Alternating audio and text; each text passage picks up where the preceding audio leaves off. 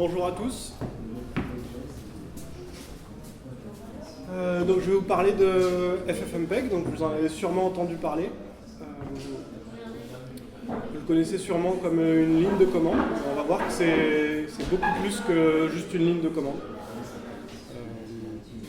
On peut dire que c'est même une boîte à outils ultime de la vidéo numérique. Donc je vais aussi vous parler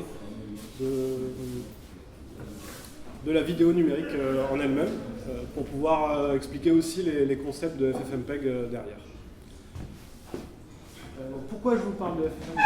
Parce que j'ai travaillé pendant 9 ans chez Whiteplay, qui est une entreprise très sympathique, qui fait beaucoup de Linux, et surtout de l'embarqué et de la vidéo numérique en embarqué. Et ça fait 3 ans que j'y suis plus, donc j'avais bien envie de parler de vidéo numérique, parce que j'ai plus du tout l'occasion d'en parler. Aujourd'hui, je dis un mot pour mon entreprise. Je suis chez Allard Gasoil, qui fait de l'embarqué sous Linux.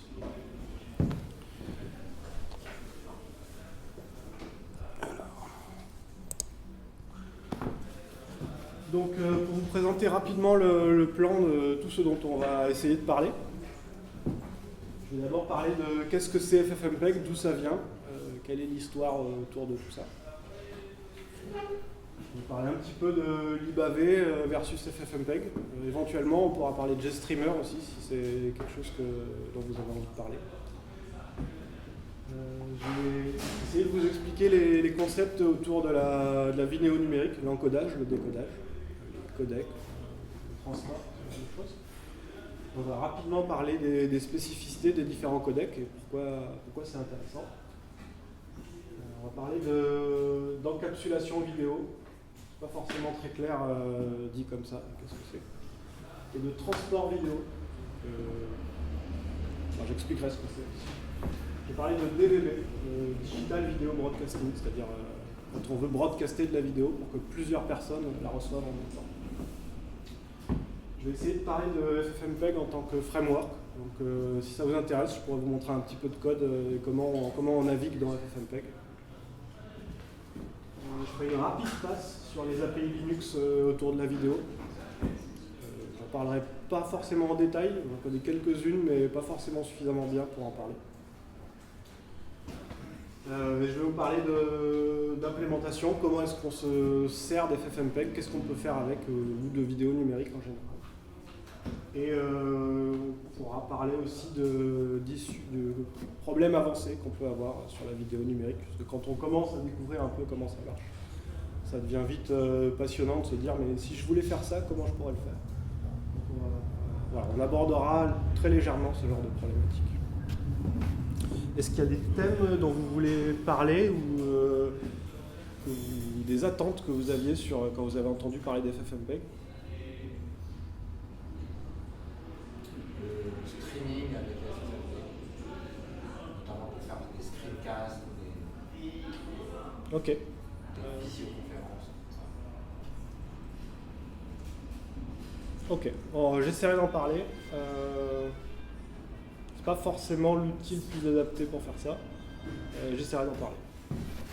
Est-ce qu'il y a d'autres thèmes autour d'FFmpeg qui vous tiennent à cœur?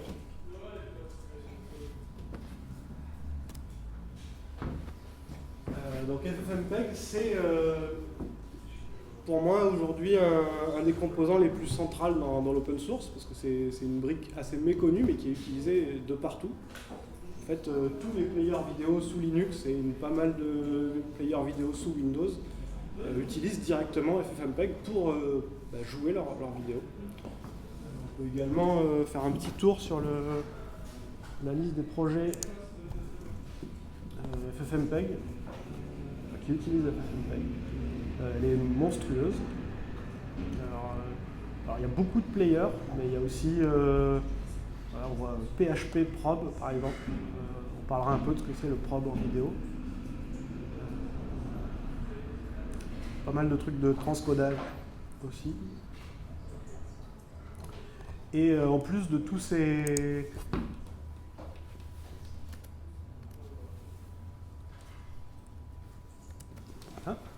plus de tous ces projets, il faut aussi réaliser qu'il y a énormément de devices, de hardware. On parle de télé, en fait les PSP, les petites consoles portables. En fait, dedans, on trouve du FFmpeg. En fait, très souvent, quand un constructeur fait du matériel qui joue de la vidéo, il va mettre du FFmpeg dedans parce que c'est une vraie boîte à outils pour transformer, jouer, encoder, décoder de la vidéo. Et, en fait, c'est vraiment l'outil à la portée de main de tout le monde. Alors certains vont le publier, d'autres pas. Souvent certains le publient, mais c'est assez dur à trouver en fait quand on va dans l'aide ou dans les mentions spéciales de certains appareils. Tout à la fin, on peut voir qu'il y a un lien, et quand on va sur le lien, on trouve que il y a la licence FFmpeg dedans. Aujourd'hui, il y a quand même assez peu de choses qui font de la vidéo sans passer par FFmpeg. Qu'on le sache ou pas. Alors plus le temps passe, plus aujourd'hui on passe par de l'accélération matérielle. Donc FFmpeg perd un peu de terrain, parce qu'au final, plus le temps passe, plus c'est facile. Plus il y a une grosse partie du matériel qui va gérer la vidéo. Et au final, le code à faire par-dessus, il est moins important, donc il y a moins besoin de passer par un outil. On peut poser des questions en direct. Oui. VLC, ils utilisent FFmpeg pour faire quelle fonctionnalité? Tout. Pratiquement tout. C'est-à-dire lire le fichier, le démuxer, le décoder, j'expliquerai plus tard ce que c'est, et aussi l'afficher. Alors dans VLC, il y a pas mal d'adaptations sur lire des flux IP, donc ils ont rajouté pas mal de choses à eux pour englober le tout, mais tout le corps central de VLC, en fait, c'est FFmpeg. Et tu peux lire, peut-être dis-moi si c'est après, tu peux lire une vidéo avec FFmpeg sans VLC? Tout à fait. En fait, dans FFmpeg, il y a FFplay, qui est en fait un player vidéo minimal qui fait juste appeler les fonctions principales de FFmpeg pour montrer qu'on peut jouer de la vidéo avec. Alors il n'y a pas énormément de fonctionnalités autour. Qui a l'air plus maintenu. Il est toujours dans le code source, mais ça n'a pas grand intérêt à utiliser. En fait, le projet central, c'est MPlayer. Alors MPlayer et FFmpeg étaient souvent liés, à une époque c'était le même repo Git. On peut dire que pendant longtemps, c'était quasiment la même chose. En fait, il n'y a pas tant besoin que ça de maintenir FFplay, c'est juste une preuve de concept. J'ai vu dans les dernières versions, carrément, il serait peut-être carrément viré du code. Ça fait du sens aussi, c'est possible. Okay. Ça reste un POC.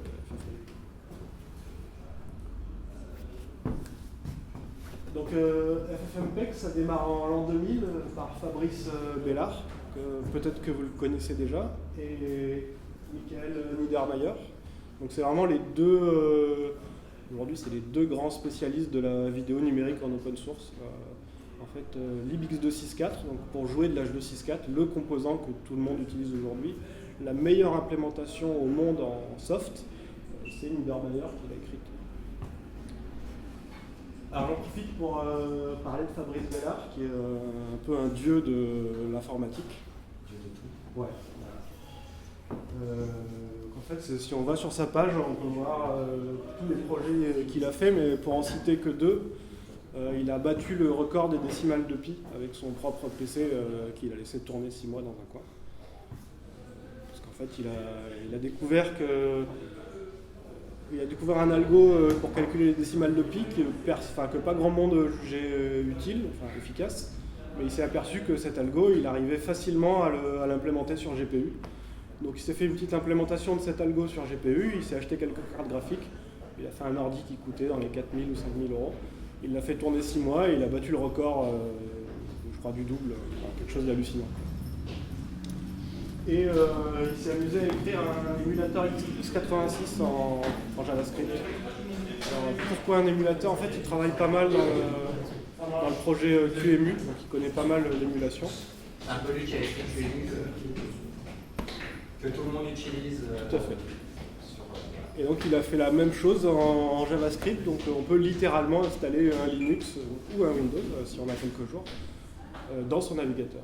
Ça ne sert à rien, mais ça va beaucoup amuser, je pense. J'aime bien citer ces projets qui ne servent à rien, mais il y en a aussi. Oui, il y en a aussi qui sont pas mal, mais pour moi, c'est ceux qui ont le facteur wow le plus incroyable pour moi. Donc je vous invite à aller voir bellart.org si vous voulez voir des projets incroyables. Alors vous connaissez tous FFmpeg sous forme de command line, je pense. Parce que c'est souvent par là qu'on le retrouve facilement sur son PC. Donc je vais en citer deux pour expliquer rapidement ce qu'on peut faire avec une command line, mais je pense que vous avez peut-être déjà tous une bonne idée. Donc, ça sert par exemple à analyser un flux. Donc si je fais un ffmpeg-i et que je lui donne un fichier, il va m'analyser le contenu du flux. Donc par exemple si je le fais. Tu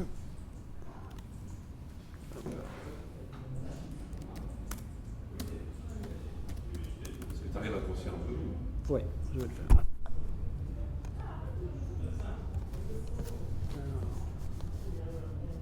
Si je retrouve ma souris.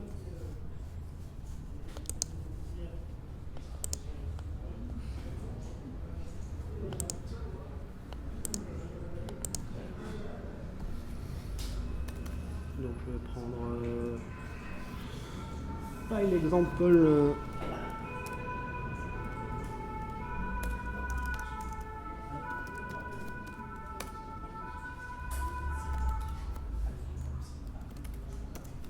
Voilà. Donc en fait, FFmpeg est capable de me dire de quoi est composé ce fichier. Donc il va me lire les métadonnées, la durée et le contenu des strings. Donc là c'est un fichier audio, un seul string, c'est du MP3. On voit le sampling rate, c'est-à-dire le nombre de fois où on a un son par seconde. C'est du stéréo. Le SP16, je ne sais plus ce que c'est. Et on voit le bitrate. En fait, une estimation du bitrate. Et on a même droit à l'encodeur qui a été utilisé. Il devine ces infos ou Alors en fait, il va les trouver dans le flux. En fait, on peut le regarder tout de suite.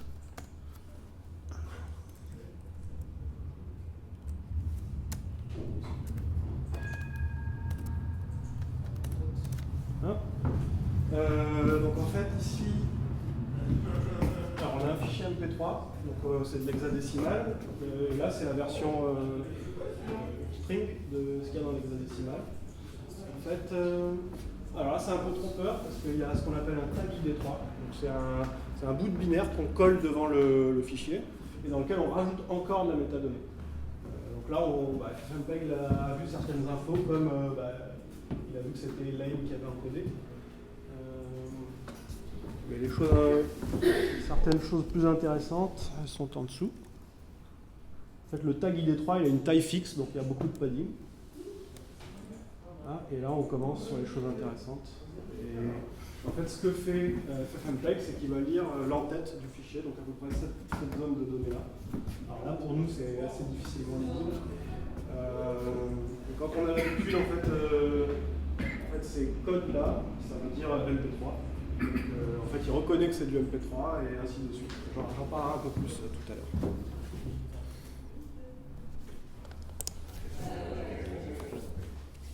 Et alors on peut aussi, souvent ce qu'on fait, c'est qu'on a un fichier vidéo dans un format, on peut le transformer dans un autre format, donc c'est ce qu'on fait ici. Donc là, on précise que c'est un filtre vidéo, on donne la résolution de la vidéo. C, ça veut dire codec, et donc on veut dire que le codec audio, on ne veut pas le changer. Donc on garde le même codec audio, mais on réencode la vidéo. On dit copie pour le codec audio, et on fait un fichier MP4 en sortie. Donc là, on a un fichier MP4, on sort un fichier MP4. Et si on a encore d'autres options à mettre, si on commence à customiser sa commande line un peu plus, on peut passer d'un format à un autre. On parlera des formats un peu plus tout à l'heure. Et donc en fait, FFmpeg, il fournit donc ffplay, même si apparemment il n'est plus dans le code source, qui est un POC de player vidéo, et ffprog, qui est en fait un outil qui fait un peu la même chose que FFmpeg-i, mais en un peu plus avancé, il va aller étudier le début du binaire et donner son avis sur ce qu'il a vu. En fait, c'est un peu la raison pour laquelle dans Windows, quand je prends un fichier AVI, j'efface .avi, je mets .txt, plus rien ne marche. Et pourtant, dans Linux, un fichier, on enlève .avi et ça continue de marcher. Parce qu'en fait, sous Linux, on utilise des systèmes de probe, c'est-à-dire qu'on va aller analyser le début du binaire avant de l'ouvrir, au lieu de juste se fier à l'extension. Alors, les deux composantes principales qu'on trouve dans FFmpeg, ceux dont on entend peut-être le plus parler quand on tire des dépendances, quand on installe le pulse audio ou tout ce qui permet de triturer de la vidéo ou de l'audio. Donc c'est libAV codec et libAV format. C'est vraiment c'est essentiellement de ça dont on va parler quand je vais parler de framework tout à l'heure. C'est vraiment les deux grandes composantes qu'on va retrouver. En fait, un codec, c'est une norme d'encodage, et un format, c'est la façon dont on va le ranger. Mais on trouve en fait plein de choses, c'est vraiment une boîte à outils. Donc on a libresample qui permet, si on a un fichier qui est un fichier audio qui est en 32 000 Hz en sample, on va peut-être le réduire, on va peut-être faire quelque chose de plus petit, on va peut-être même faire quelque chose de plus gros. Alors on va perdre en qualité, bien sûr. On trouve aussi libAV utile. Il y a plein de choses dedans. Alors on parle de hash, on parle de base 64 encodeur-décodeur. Il y a vraiment plein de choses diverses dans libAV utile. Post-proc, c'est un peu particulier, c'est plus sur certains codecs. C'est plus sur le traitement une fois le rendu fait. Tout ce qui est sur le rescaling, donc on peut downscaler ou upscaler. Au final, downscaler, c'est presque aussi dur que upscaler. Parce qu'en fait, downscaler, donc on veut réduire la résolution, donc ça va faire une image de moins bonne qualité. Mais juste prendre un pixel sur 10, mettons, si je veux réduire l'image, c'est pas forcément pertinent. Souvent, l'algorithme pour se dire le pixel que je vais garder, ça va être aucun des 10 pixels, mais il va peut-être me falloir une bonne logique pour trouver ce que je vais mettre dedans. Parce que ça va dépendre des pixels adjacents, par exemple. Donc si je fais une décimation, si je jette tout, j'en garde un, le résultat il est horrible en fait. Donc en fait, downscaler c'est assez compliqué. Et upscaler, bien sûr, c'est compliqué aussi, parce qu'il faut inventer de la donnée. Et libAV filter, alors les filtres en vidéo numérique, c'est très important. En fait, toutes les télés, la plupart des écrans, ils ont souvent des filtres de post-processing qui peuvent faire vraiment des choses très avancées. Alors parfois pas toujours utiles. En fait, ça arrive des fois que vos télés, au lieu d'afficher une séquence d'images dans l'ordre, elles décident que finalement, la dernière image qu'elle allait afficher, elle ressemblait plus à l'image N-2. Voilà, on a plein d'images.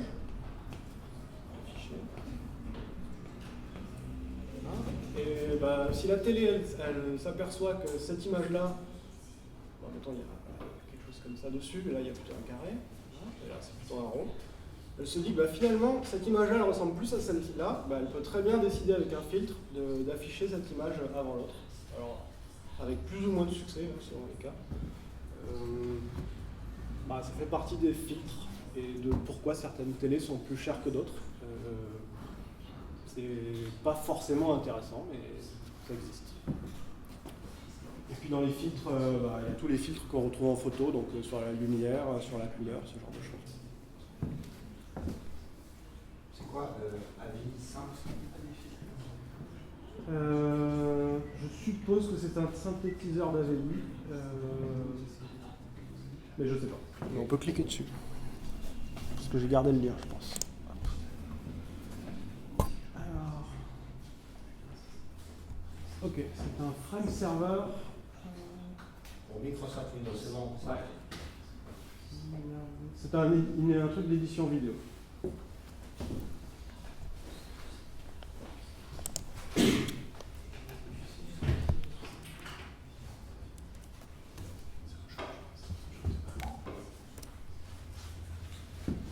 pourquoi ce nom FFmpeg? En fait, FF c'est Fast Forward, qui en fait, avant on avait des bandes magnétiques, et faire de l'avance rapide sur une bande magnétique c'est relativement simple.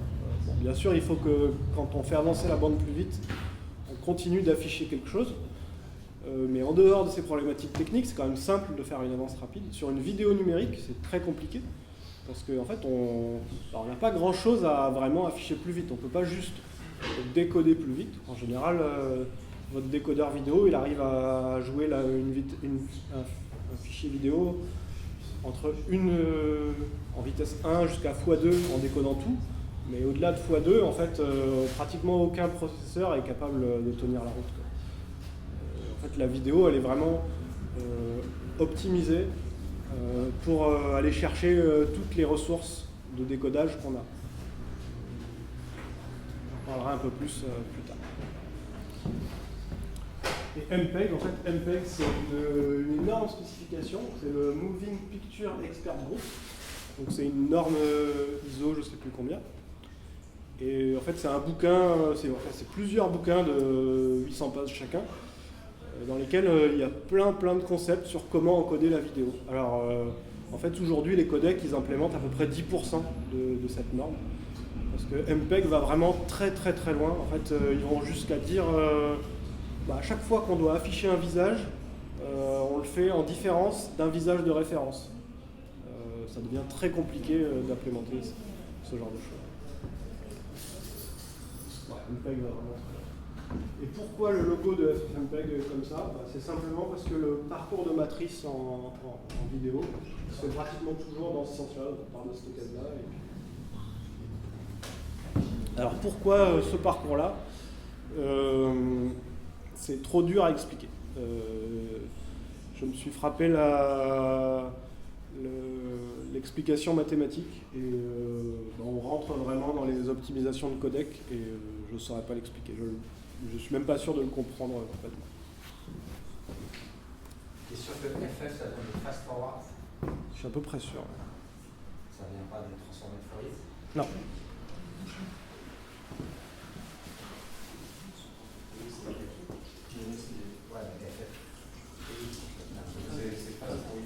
Fourier, ouais, ça pourrait. Parce qu'après, c'est beaucoup utilisé dans les vidéos. Tout à fait.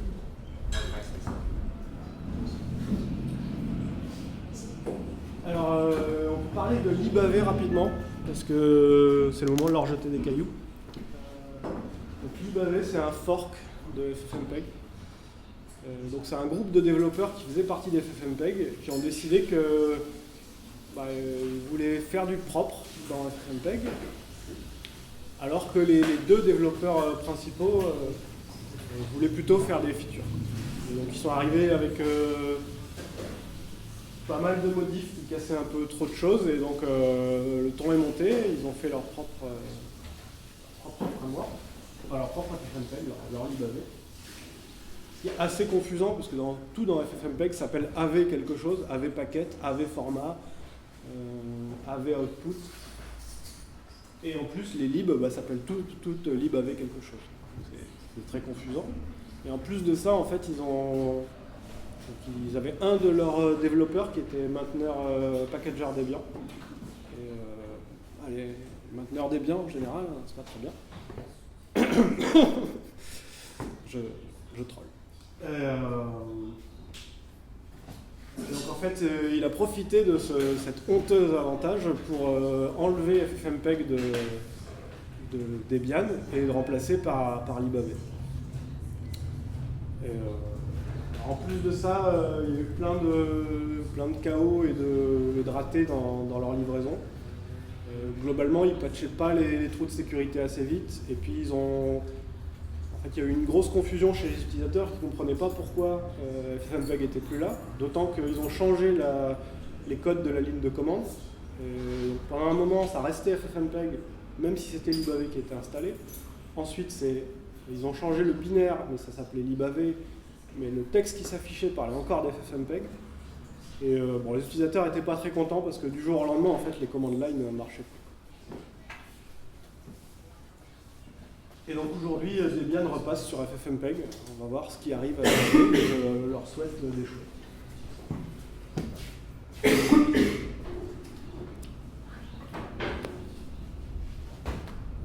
Alors on rentre dans les choses intéressantes. On va parler de qu'est-ce que c'est encoder de la vidéo numérique. Alors il y a plusieurs façons.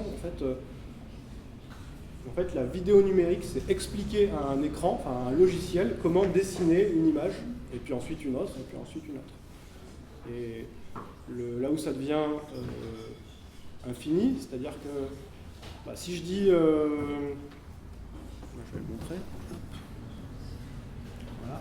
Je pourrais simplement dire à un ordinateur, dessine-moi un champ de blé avec des nuages, et normalement, si vraiment son décodeur il était surpuissant, je pourrais lui dire, peut-être lui donner les coordonnées GPS de l'endroit, et peut-être juste avec ça, il serait capable de me fournir une image. Et ce serait quelque part l'encodage ultime, parce qu'en 2 lignes de texte, j'aurais défini une image. C'est pas exactement celle-là, mais c'est le principe. C'est-à-dire que plus on encode, plus ça va être difficile de décoder. Et donc, plus on va compresser, et le problème, ça va être derrière d'avoir une machine suffisamment puissante pour régénérer une image en temps et en heure. Alors, comment on fait ça? Alors, on a le concept de l'encodage dans le temps. C'est-à-dire que, globalement, quand on filme quelque chose, les images qui se suivent, elles se ressemblent toutes. Donc ça ne sert à rien de redéfinir la même image quand la précédente, elle se ressemblait beaucoup. Donc en fait, on a des iframes. Une iframe, souvent les gens les appellent des keyframes. C'est des images qui définissent entièrement ce qu'il y a à l'écran. Et puis après, derrière, on a des bframes et des pframes qui définissent les différences par rapport à cette image-là. C'est-à-dire que si on décode que cette image-là, on aura une image incomplète. En fait, on n'aura que des différences, éventuellement juste des mouvements.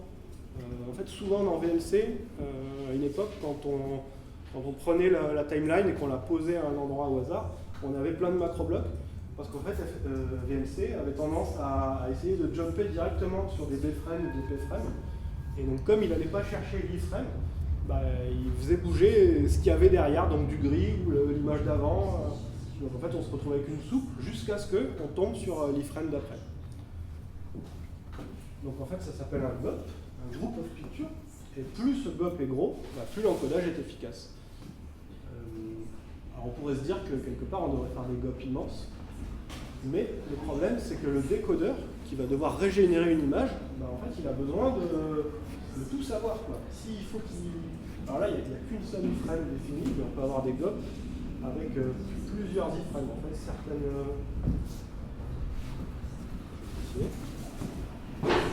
Iframe, c'est pas une image complète? Une iframe, c'est une image complète. Mais après, on peut avoir des références à ces iframes qui sont plus loin dans le temps. C'est-à-dire que c'est tout à fait possible, en H264, d'avoir une image ici, donc une bframe, qui va référencer une iframe, mais qui est 3 iframes plus tôt. Ce qui veut dire qu'en fait, la RAM du décodeur, la mémoire du décodeur, telle que soit nommée, elle doit stocker énormément d'iframes. Et plus... Alors je crois que la norme H264, c'est jusqu'à 32. Personne ne le fait, mais en général, il y a jusqu'à 16 iframes en mémoire dans un décodeur. Donc ça va prendre beaucoup. Une fois encodé, ça demande beaucoup de ressources. Exactement. À la fois en calcul, parce qu'il faut refaire les différences, et à la fois en mémoire, parce qu'il faut se souvenir de plein de choses. Donc avec une belle machine, c'est pas... C'est ça. En fait, plus les normes vidéo progressent, plus il y a besoin d'une machine puissante pour jouer de la vidéo. Alors là où on s'y retrouve, c'est que de plus en plus le décodage vidéo par GPU se démocratise. Donc du coup, ça commence à bien mieux marcher.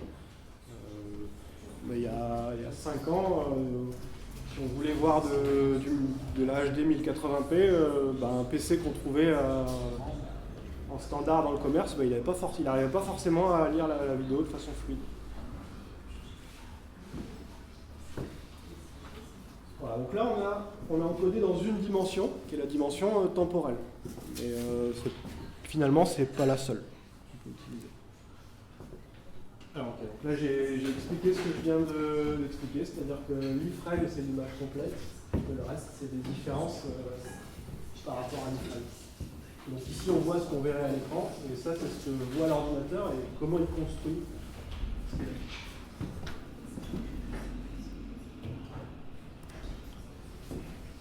Mais on peut aussi encoder dans d'autres dimensions. On peut encoder dans la dimension spatiale. C'est-à-dire qu'on voit que de là à là, globalement, c'est du bleu. Alors, c'est pas tout à fait le même bleu partout. Mais on peut se dire que finalement, alors ce qu'on va faire, c'est qu'on va faire une color table. On va dire que dans cette image, on va définir un nombre de couleurs maximum et on n'affichera que ces couleurs-là. Après, sur d'autres images, on pourra peut-être changer la table des couleurs. Mais globalement, dans cette image, on va choisir certaines couleurs qu'on va afficher et d'autres pas. En fait, ça va définir un alphabet et l'idée, c'est d'avoir l'alphabet le plus petit possible qui représente le mieux l'image. Donc on va avoir tendance à dire de là à là, c'est du bleu, c'est ce bleu-là. Et éventuellement, s'il y a des nuances de bleu, on va l'amender après. C'est-à-dire qu'on va dire de là à là, donc on va couper ici, on va dire de là à là, c'est du bleu. Et puis pour les différences, en fait, on va rajouter une information qui dit c'était du bleu, mais pas tout à fait cette teinte. Et donc en fait, on va juste donner des plus ou en moins. Et si c'est fait intelligemment, en fait, on arrive à réduire énormément la taille de l'image. Une autre façon intéressante de faire ça, c'est en fait de faire un peu ce que fait l'algorithme de compression zip. Je ne sais pas si vous connaissez zip, comment ça marche. Globalement, zip essaye de trouver les plus gros mots qui se répètent le plus souvent dans un texte ou dans une suite de chiffres. Et en fait, il va les remplacer par des choses plus courtes. Donc, en fait, plus un gros mot se retrouve souvent, plus il va avoir une taille petite. Donc du coup, il gagne en taille. Alors, on peut aussi utiliser des transformés de Fourier pour définir... je ne suis pas suffisamment bon en maths pour en parler. Mais en gros, on va décrire le signal en lui-même. Alors, ça se voit beaucoup plus sur de l'audio.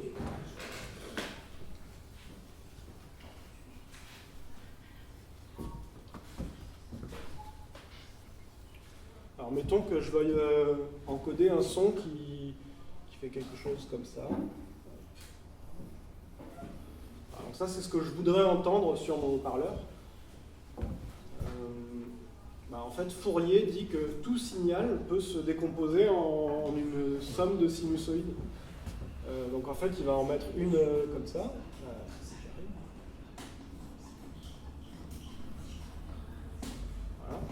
Donc en fait, plutôt que de dire les positions de chaque endroit, en fait, il va juste stocker la fonction qui décrit cette courbe-là. Et en fait, on peut aussi, par exemple, ici, je peux rajouter une sinusoïde comme ça.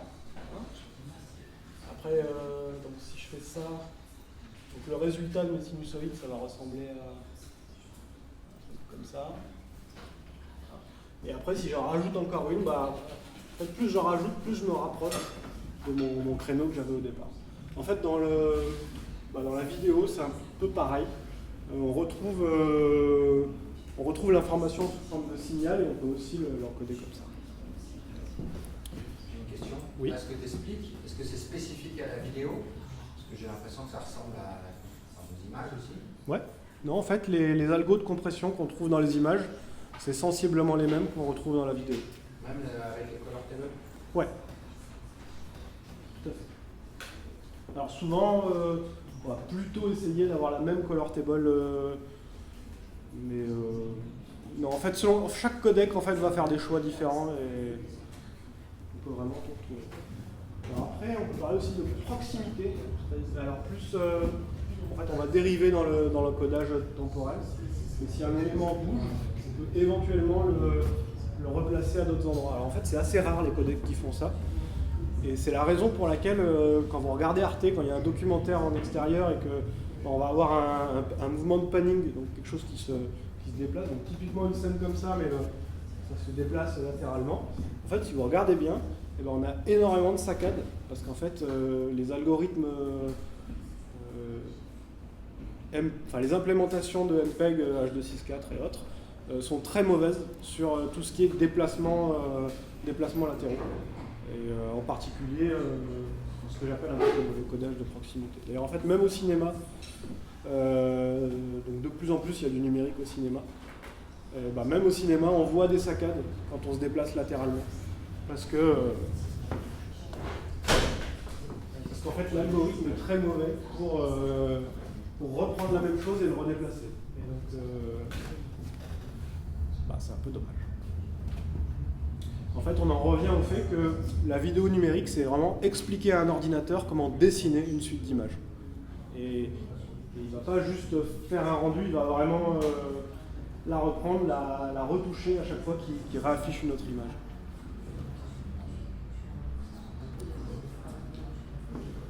Alors pourquoi il y a autant de codecs et de conteneurs ?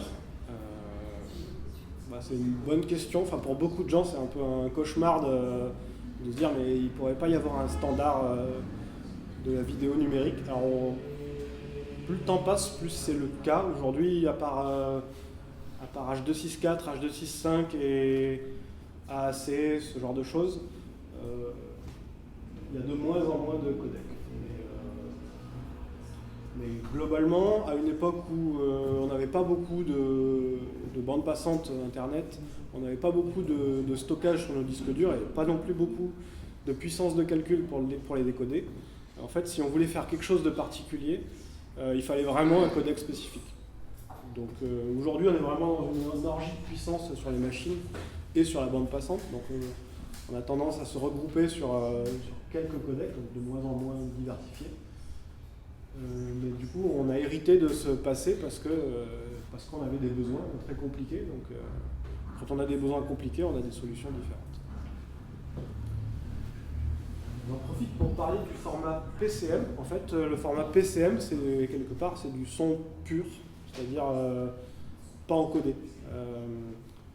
En fait, on ne peut pas vraiment dire que c'est un codec. C'est vraiment un tableau dans lequel on dit le son il est là, et puis le prochain il est là, et puis le prochain il est là. C'est vraiment, c'est plus du tout du code, c'est juste une suite de chiffres qui donne la hauteur de chaque bout de son. En fait, le PCM c'est vraiment du son pur. La seule chose qui change d'un format PCM à un autre, c'est la taille.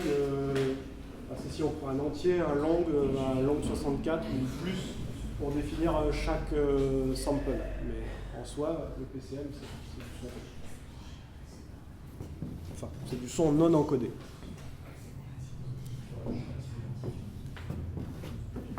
Et donc, comme on le voit ici, en fait, plein de codecs ont plein de contraintes différentes. Donc, certains sont plus ou moins faciles à encoder.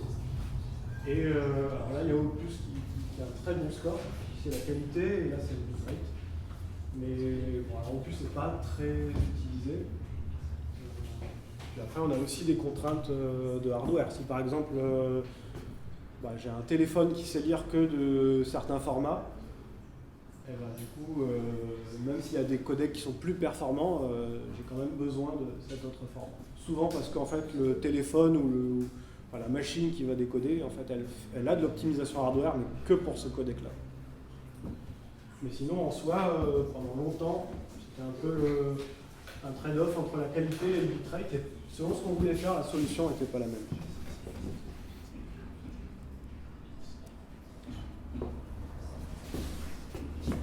Je vais parler de container, parce qu'on a parlé de codec. En fait, le conteneur, c'est ce qu'on met au-dessus pour contenir le codec. Parce que le codec, en fait, quelque part, c'est une suite de chiffres mathématiques qui est très compliquée à bien gérer. En fait, il faut l'encapsuler. Alors, dans un fichier, souvent, dans la plupart des cas, on a des fichiers AVI, des fichiers MKV. En fait, MKV, AVI, ce sont des conteneurs. C'est quelque chose qui va contenir du flux, et souvent même plusieurs flux, parce que quand vous regardez une vidéo, vous ne voulez pas seulement l'image, mais vous voulez le son, éventuellement les sous-titres. Alors, c'est pas très répandu, mais des fois on a plusieurs pistes vidéo. Dans les concerts, on peut changer d'angle, ou même plusieurs pistes audio. Ou des métadatas. En fait, dans un vidéo conteneur, ce qu'on va essayer de faire, c'est qu'on va entrelacer l'audio et la vidéo dans le même fichier. Donc on va retrouver un header. C'est ce qu'on a vu tout à l'heure en hexadécimal. c'est un gros bloc binaire qui décrit en fait ce qu'il y a à l'intérieur. Il va dire attention, moi j'ai tant de flux, j'ai une piste audio, j'ai une piste vidéo, j'ai une piste sous-titres. Souvent dans le header, on va annoncer le codec utilisé, parce qu'en fait, dans le flux lui-même, il s'auto-décrit pas lui-même, il faut le décrire dans le header. Alors il y a une metadata box, donc c'est le tag ID3 qu'on a vu tout à l'heure. Alors des fois on peut le mettre à la fin, on peut le mettre au début. À la fin. Ouais, ça arrive. Alors, on peut mettre de la métadonnée à la fin, pas un tag ID3, mais certains formats mettent de la métadonnée plutôt à la fin. Pour le streaming, évidemment, du coup, c'est pas très... Exactement. Pour le Le streaming, MP4 met souvent le format à la fin, sauf si on lui demande de le mettre au début. c'est ça. Et en plus, MP4 fait un truc très bête, c'est qu'il met l'index. Alors l'index, en fait... alors tout à l'heure, on a parlé d'avance rapide. Mais en fait, quand tout ça, c'est une suite de chiffres à la suite, hein, donc on est vraiment en train de parler de... On est en train de parler de ça, donc je ne peux pas faire du fast-forward là-dessus, quoi. Ça n'a aucun sens. D'autant que le codec étant plus ou moins performant dans le temps, en fait, c'est pas parce que je me place à la moitié du fichier que je suis à la moitié de la vidéo. Et si en plus je suis sur un stream, ça n'a plus aucun sens, quoi. Donc en fait, souvent,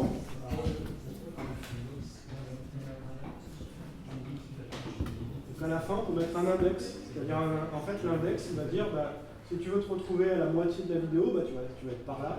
Si tu veux être à 20 secondes, ça va être là, etc. Donc c'est quelque chose qui permet de naviguer dans le flux. Alors MP4 le met à la fin. Et donc, du coup, dès qu'on stream du MP4, ou dès qu'on joue un MP4 dont on a perdu la fin, on ne l'a pas encore téléchargé, et en fait on ne peut pas se déplacer dans le flux. Parce qu'en plus MP4 fait l'erreur de ne pas remettre un header devant chacun des... la plupart des vidéos vont remettre un petit header ici qui dit je suis le bout vidéo, je dois être affiché à la 14e seconde du film et j'appartiens à la piste 3. Alors ça perd un peu en taille, mais c'est quand même vachement pratique de retrouver un header dans le flux qui permet de me dire si je jump n'importe où, je peux retrouver mes petits et me dire ça c'est un début de header audio, ça c'est un début de paquet vidéo. Ce genre de choses. MP4 c'est vraiment quelque chose de radical, mais aucun header. Pardon.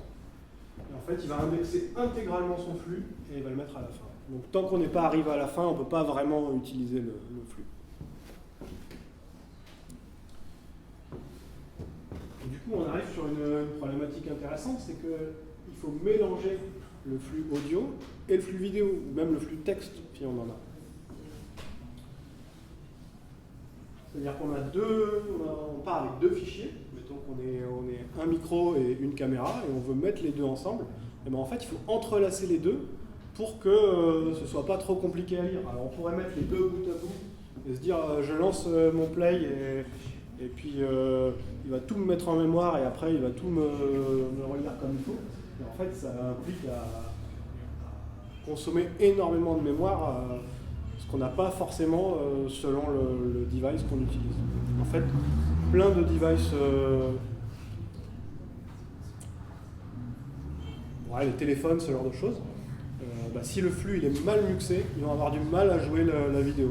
Parce qu'en fait, ils vont se retrouver dans des cas. Là, par exemple, on voit qu'il y a beaucoup de... c'est pas très net. Donc là, on a des paquets vidéo. Et là, on a des paquets audio. Et si on suppose que ce paquet vidéo doit aller avec ce bout d'audio, ça veut dire qu'on doit parser tout ça. Et donc, ça, on va le mettre en mémoire en attendant de le traiter. Et les buffers hardware, en général, ils sont très faibles. Donc si on a du décodage hardware, ça ne va pas forcément bien marcher.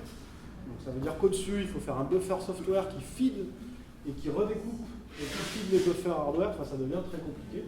Et en fait, quand on encode à l'arrache, quand on muxe à l'arrache, on se retrouve avec des choses qui ne jouent pas bien. Et c'est à cause de ça. D'autant que, en fait, on a rarement la correspondance un paquet audio, un paquet vidéo. D'une part, parce que en fait, le conteneur il détermine une taille minimale et maximale pour un paquet, dû au fait qu'il a un header qui annonce la taille. Donc, du coup, on a des tailles limites. Et aussi, parce que du coup, le paquet, il ne colle pas forcément au début du paquet, le paquet vidéo.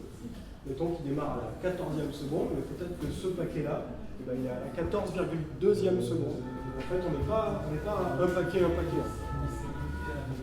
On est dans une logique, on est dans une course en avant où il faut bufferiser suffisamment d'audio et de vidéo pour en avoir assez pour arriver à les jouer en même temps. Donc le mixage est du coup...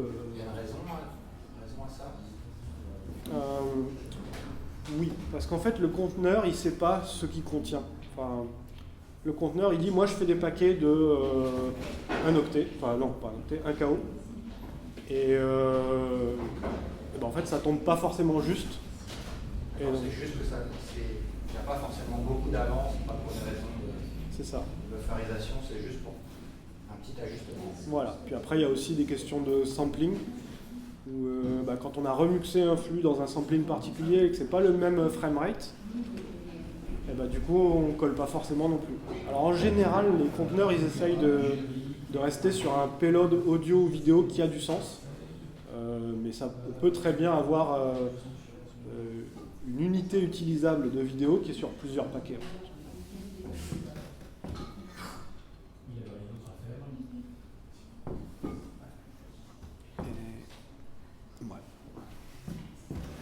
Donc on a parlé de codec, on a parlé de conteneur et on va parler de transport, qui est encore une autre chose. Donc le transport, c'est déplacé, alors soit sur de l'IP, mais ça peut être aussi un fichier quelque part, c'est un transport simple. Et on a aussi du DVB. Alors souvent, ce qu'on voit dans l'IP, c'est des formats à qualité adaptative. Donc, si par exemple je mets mon fichier sur mon serveur HTTP, là du coup en fait c'est presque un accès fichier. À ceci près que oui, ça ressemble vraiment à un accès fichier, surtout si on a activé les accès au range HTTP, c'est-à-dire qu'on peut en HTTP, je peux dire je veux aller chercher les chunks. Exactement. Puis je veux pas lire les 200 premiers mégaoctets, mais je veux prendre ceux d'après. On peut vraiment les piocher dans le fichier si le serveur HTTP le permet. Donc on est vraiment similaire à la lecture fichier. C'est pas forcément idéal parce que ça marche bien, mais c'est pas forcément idéal parce qu'on ne peut pas adapter au débit. Et en fait, sur certains formats où on a besoin, par exemple, d'aller relire l'index ou aller relire des données, on passe son temps à aller chercher des données à droite à gauche. On perd un peu en qualité. Sur la machine, ça. Celui qui veut lire à distance, il est en tampon, il est en mémoire tampon. Ouais. Donc c'est en local peut-être. Si par exemple je veux me déplacer au milieu de mon fichier et que je le joue en HTTP, en fait je vais avoir plein d'accès à faire à différents endroits. Et si je le télécharge pas, en fait je vais perdre ce que je lisais, et selon l'implémentation de mon player, il n'y aura pas forcément de mise en mémoire tampon de mon index par exemple. Donc du coup à chaque fois que je vais refaire un saut dans le truc, si mon player il a tendance à juste ouvrir le fichier à la fin, il va le faire à travers le réseau, donc il va perdre ce qu'il est en train de faire, il va aller chercher l'index, il va replonger au même endroit. C'est ce qui se fait en ce moment là, avec le streaming, tout ça. Alors maintenant le streaming c'est beaucoup plus de moins en moins du RTP, RTSP, de plus en plus du HLS. Alors, en fait HLS c'est un système à chunk, c'est des chunks de 10 secondes à peu près. Et en fait le serveur il va servir plusieurs flux de différentes qualités. Ça va ressembler à ça.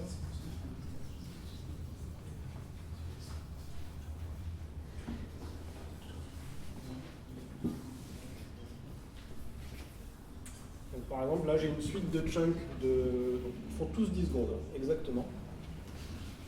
Et cela, par exemple, ça va être de l'HD. En dessous, en fait, il sert la même chose, mais en 720p. Et puis encore la même chose en 480p.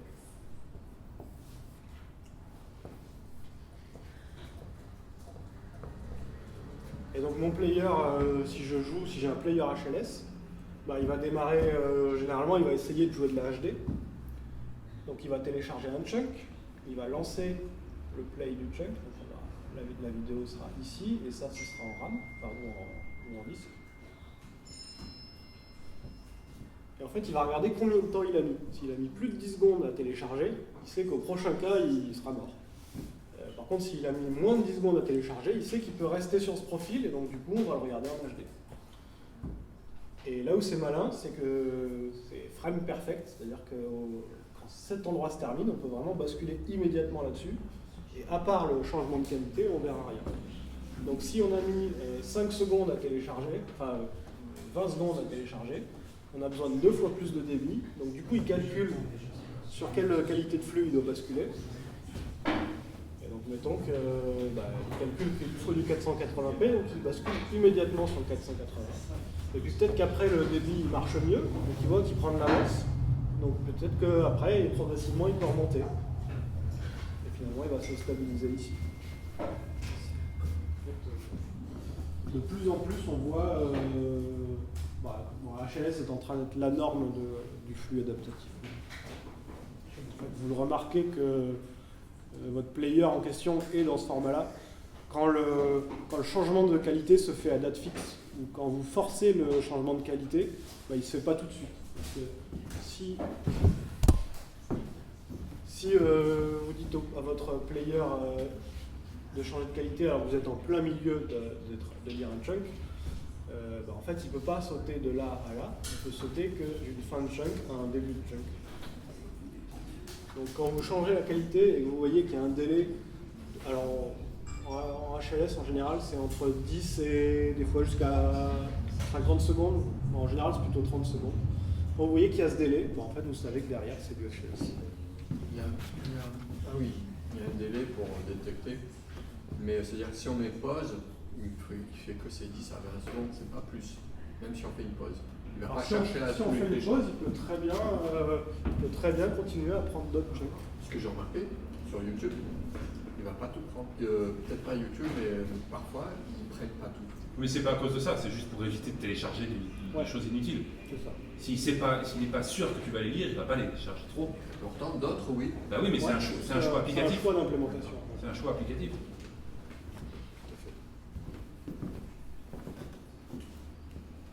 Et on va parler un peu plus en détail du DVB dans la suite. Alors, avant ça, je vais parler du transport stream. Tout à l'heure, je vous ai beaucoup parlé d'un fichier AVI MKV avec son header, des métadatas, un index et puis un entrelacement des fichiers audio-vidéo. Souvent avec un petit header qui décrit si c'est de l'audio ou si c'est de la vidéo et qui dit à quel moment je dois l'afficher, mais pas plus. Mais quand je zappe de TF1 à M6, en fait, je ne peux pas me permettre de passer de... Mettons que je suis en train de regarder un fichier, si c'était un AVI, je ne peux pas me permettre de recommencer à regarder du début ou même de télécharger un AVI entier. Ce que je veux, c'est un flux. Alors, je veux pouvoir à tout moment changer de chaîne. Je ne veux pas être bloqué toutes les heures à un programme donné par chaîne. Donc ce qui a été inventé, c'est le transport stream. C'est-à-dire que c'est alors, du point de vue de la compression, c'est beaucoup moins efficace. Parce qu'on remet un header pratiquement à chaque paquet. Alors, pas tout à fait. On a un header à chaque paquet et on remet les informations essentielles tous les X paquets. Donc c'est en jaune, ce que j'ai représenté ici. Et donc en gros, si je zappe, j'ai besoin d'attendre de trouver un paquet jaune. Donc, le paquet jaune, il va me décrire sur cette chaîne, tu as de la vidéo, de l'audio, dans tel codec, ce genre de choses. Donc je zappe sur M6. Qu'est-ce qui se passe? J'attends de trouver un header. Donc en fait, ça s'appelle une PAT, Program Allocation Table, et une PLT, Programme quelque chose Table.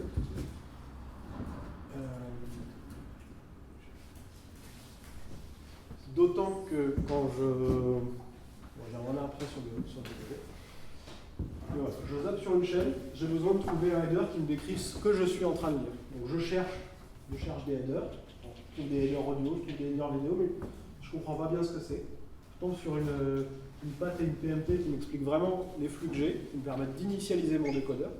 Par exemple, si je lis d'HD. En fait, j'ai besoin de savoir quelle résolution j'alloue dans mon buffer de sortie, combien d'iframes je vais allouer en mémoire. Toutes ces choses-là, c'est décrite dans ce paquet d'extra data ou de métadonnées ou un header selon comment vous voulez l'appeler. Tant que je n'ai pas trouvé ça, je ne peux pas lire mon flux. C'est pour ça qu'on le remet souvent.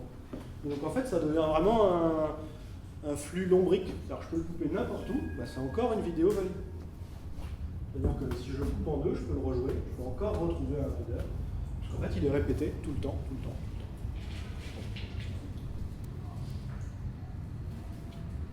Avec les machins box numériques, on met plus de temps à zapper qu'avant. Tout à fait.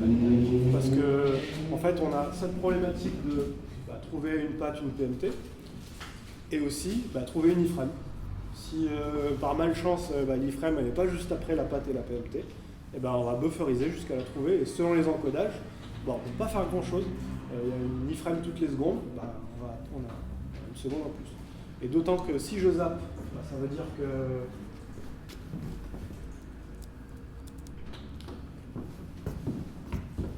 c'est un peu ce que je vous présentais à la fin, mais c'est intéressant dans ce contexte. Donc je lis un flux, je le démute, je sépare les paquets audio et les paquets vidéo, je les envoie dans mon décodeur audio, dans mon décodeur vidéo, et j'essaie de les synchroniser. Et ça n'a rien à voir avec ici, mais en fait je fais le synchro entre les deux pour les afficher en même temps. Ça veut dire que du coup, en fonction de comment ça a été finement muxé, j'ai plus ou moins de choses bufferisées dans les deux. Quand je zappe, j'ai besoin de flusher tout ça. Déjà, il faut tout vider. Il faut s'assurer que le décodeur qui est ici, surtout si c'est du hardware, il a bien effacé tout ce qu'il contenait. On doit de nouveau réinitialiser dans le cas où le buffer d'iframe ou le buffer de résolution de sortie, je dois de nouveau le réinitialiser. Et je dois le re-remplir suffisamment pour arriver à afficher quelque chose. Donc en fait, le zap vidéo numérique, c'est une catastrophe parce qu'en contrainte, on est... Ça fait perdre du temps de cerveau disponible. Exactement. Et on ne peut pas recevoir à l'avance, en fait. Parce qu'en fait, il faut vraiment réinitialiser toute la chaîne. Et puis, en fait, il y a tellement de chaînes. Alors, il n'y a pas une IA qui devine sur quelle chaîne tu vas zapper. Alors, il faudrait tout télécharger, des petits paquets. C'est une très bonne remarque. En fait, ce qui se fait de plus en plus sur les box télé, c'est qu'on fait du multi-décodage en permanence. Alors, on fait pratiquement tout, sauf cette partie à peu près, et une partie. Enfin, pas tout ça, juste ça. Et en fait, souvent, maintenant, il y a tellement de chaînes que la plupart des gens, ils font juste P+, et P-. Donc, en fait, on met 3 décodeurs dans la box. Et en fait, en permanence, on est déjà en train de décoder la chaîne d'avant et la chaîne d'après. Quand tu regardes France 2, en fait, tu tapes TF1. Exactement.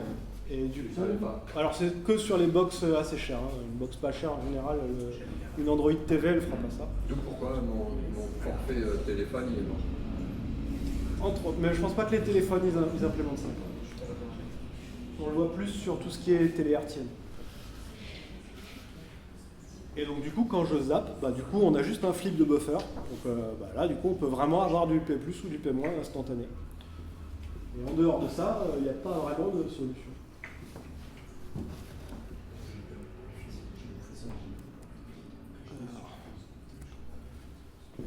D'autant qu'en fait, le DVB, donc terrestre, satellite ou câble,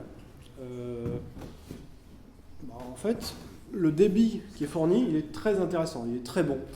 En numérique hertzien, on peut vraiment, en fait, sur une fréquence donnée, on peut envoyer plusieurs chaînes. C'est-à-dire que quand vous lisez TF1, en fait, on a ce qu'on appelle un tuner, donc c'est comme une radio, c'est un système d'amplification de certaines fréquences. Sur cette fréquence-là, on reçoit un groupe de chaînes, en général 3 à 4 chaînes en même temps. Donc en fait, sur un seul flux TS, transfert stream, en fait, on a mélangé des paquets audio, des paquets vidéo, des headers de description et plusieurs chaînes en même temps. En fait, on reçoit 3-4 chaînes sur le même flux. Alors la plupart des décodeurs, ils vont en extraire qu'une, et le reste ils jettent. Certains décodeurs, ils essayent de faire du pré-buffering des autres chaînes, mais en fait, les groupes de chaînes sont rarement dans le même ordre que que ce que vous allez regarder. C'est-à-dire que, par exemple, M6 va se retrouver avec je sais pas, la 12e et la 15e, donc du coup ça n'a pas vraiment de sens de vraiment faire du pré-buffering avec ça. C'est-à-dire que si on veut faire du fast zapping, comme je l'ai décrit tout à l'heure, où on décode tout en même temps, en général il faut plusieurs tuners. Donc en fait, au lieu de se retrouver avec un système radio, on en a 3. En fait, on va vraiment sur des monstres hardware qui tunent 3 fréquences et affichent, et décodent 3 choses en même temps. Quand tu parles des décodeurs, tu parles de décodeurs de chipset Ouais, je parle de boîtiers télé ou de télé. Certaines télés, les télés, on a de plus en plus de smart télé qui sont balèzes. En fait, derrière, on branche qu'une fois le câble, mais derrière, il y a un pont, et ça arrive souvent qu'il y ait 3 tuners derrière. Et du coup, on fait un décodage énorme. Ça, les caractéristiques, ils ne te les donnent jamais, les bandes. Ah non, pas du tout. Ça, c'est... Tu viens avec ton tournevis. C'est ça. Je veux celui-là. Mais oui, ça s'appelle le fast zap. C'est un problème qui se résout avec un coût matériel monstrueux.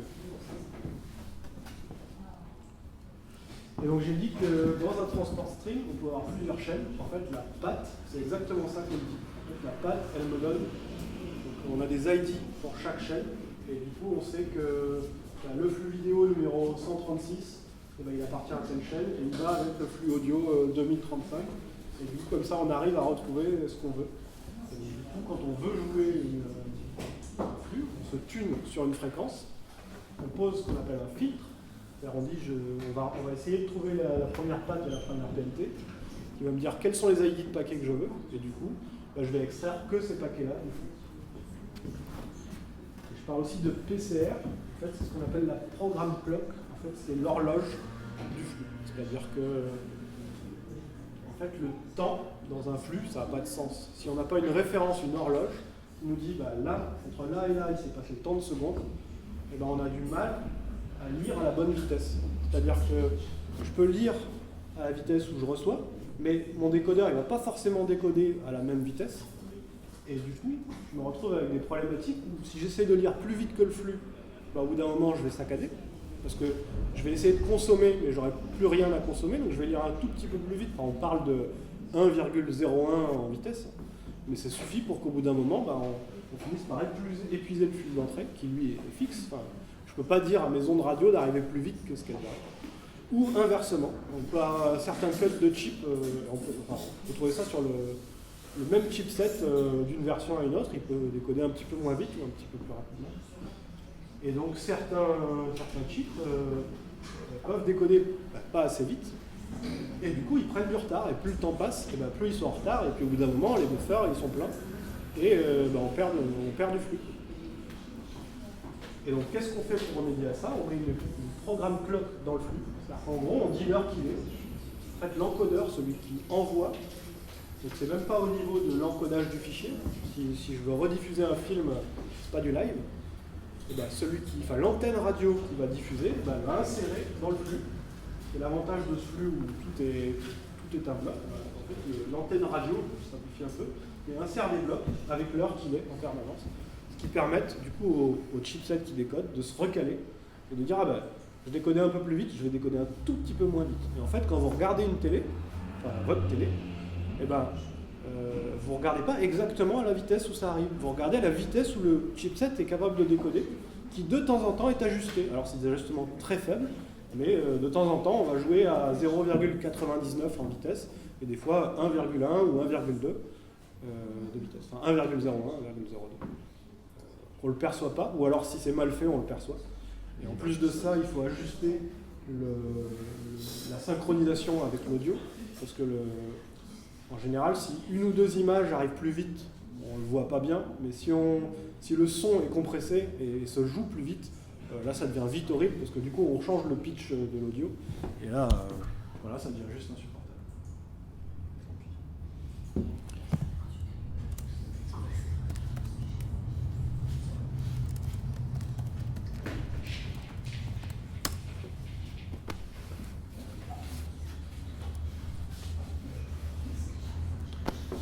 Et donc dans le flux DVB, donc on a dit qu'on avait une patte, une PNT, donc essentiellement un programme. On a aussi ce qu'on appelle un EPG, une Electronic Program Grid, c'est une grille des programmes. Souvent quand on a guide sur la télé, en fait c'est ça. Ça veut dire que dans le flux qu'on avait là, de temps en temps on a inséré un paquet qui décrit quel est le programme qu'on joue et qu'est-ce qu'il y a à quelle heure.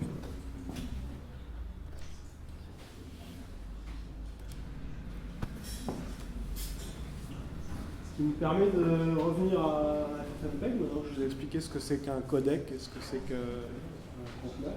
En fait, écrire un codec dans FFmpeg, c'est très simple. On remplit une structure avec codec. Donc on dit quel nom, donc là c'est le codec AAC. Je donne le ID du codec. Je mets une fonction d'initialisation qui en gros va préparer tout ce qu'il y a à initialiser, donc les tailles de buffer en fonction de ce codec, ce genre de choses. Donc là c'est pour encoder, donc je crée une fonction qui encode une frame. Et après c'est quelques ajustements FFmpeg dans lesquels on ne va pas rentrer, mais globalement, si vous rentrez le nom du fichier, l'extension, le code, l'ID define pour un ID, vous dites que c'est de l'audio, vous codez init, encode et end, et vous avez écrit un encodeur dans FFmpeg.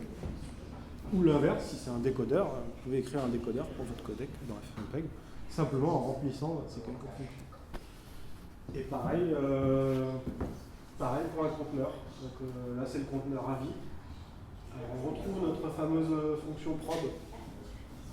En fait, à chaque fois qu'on écrit un conteneur, on veut que ce format-là soit reconnu par le démuxeur. Donc en fait, cette fonction, elle va lire, elle va recevoir quelques kilooctets de données, elle va le parser, et si ça ressemble à votre format, vous donnez un bon score. En général, on donne un score entre 0 et 1. Et si vous êtes sûr que cet en-tête il correspond à votre fichier, ça va vous donner 1, et si vous avez un doute, vous mettez un peu moins. Et en fait, quand ffprop ou quand FFmpeg il se lance sur un fichier, il va appeler toutes les fonctions read prop de tous ces conteneurs, et celle qui va avoir le meilleur score, c'est elle qui va gagner le droit de démuxer le fichier. Vous écrivez une fonction readEdder, en fait, c'est celle dont le contenu s'affiche quand on fait ffmpeg-i. Read packet, en gros ça va recevoir de la donnée du flux. Donc si c'est un fichier le AV input file, qui est une structure FFmpeg, va s'occuper de vous fournir de la donnée. Et donc en gros là-dedans, vous ne vous préoccupez de rien, c'est juste une fonction qui reçoit de la donnée et qui en lit un paquet. Une fonction close, une fonction pour se déplacer dans le fichier. Alors soit on fait ça en cherchant les en-têtes de paquets et en disant ce paquet il se décode à la 231e seconde. Donc si mon readseek j'ai demandé d'aller à la 100e, c'est plutôt avant. Donc avec ça, par dichotomie on trouve. Ou alors on a un index, et dans quel cas la fonction readseek, elle va chercher l'index dans le flux, et du coup elle dit pour aller seeker à tel endroit, il faut que je me déplace à tel autre. Est-ce que vous voulez que je développe sur l'API interne, ou est-ce que je passe à la suite? Je passe à la suite. Alors je vais parler rapidement des API Linux pour faire du multimédia, mais pas forcément par très longtemps. Si vraiment ça vous intéresse, je vous invite à aller voir cette URL, FFmpeg Device, qui en gros vous explique quelles sont les sources où on peut avoir de l'input vidéo ou outputer de la vidéo. L'input vidéo c'est pour capturer quelque chose, et de l'output vidéo c'est pour généralement le jouer. Mais on peut imaginer des inputs réseau et donc streamer des choses. En soi, dans FFmpeg, c'est pas forcément très bien fait, pas très bien prévu. Moi, j'utiliserai pas ça. Et j'en parlerai pas plus parce que je connais pas suffisamment le sujet. Donc en parlant d'API que vous connaissez sûrement, il y a Video for Linux. Donc aujourd'hui, c'est V4L2, la deuxième version.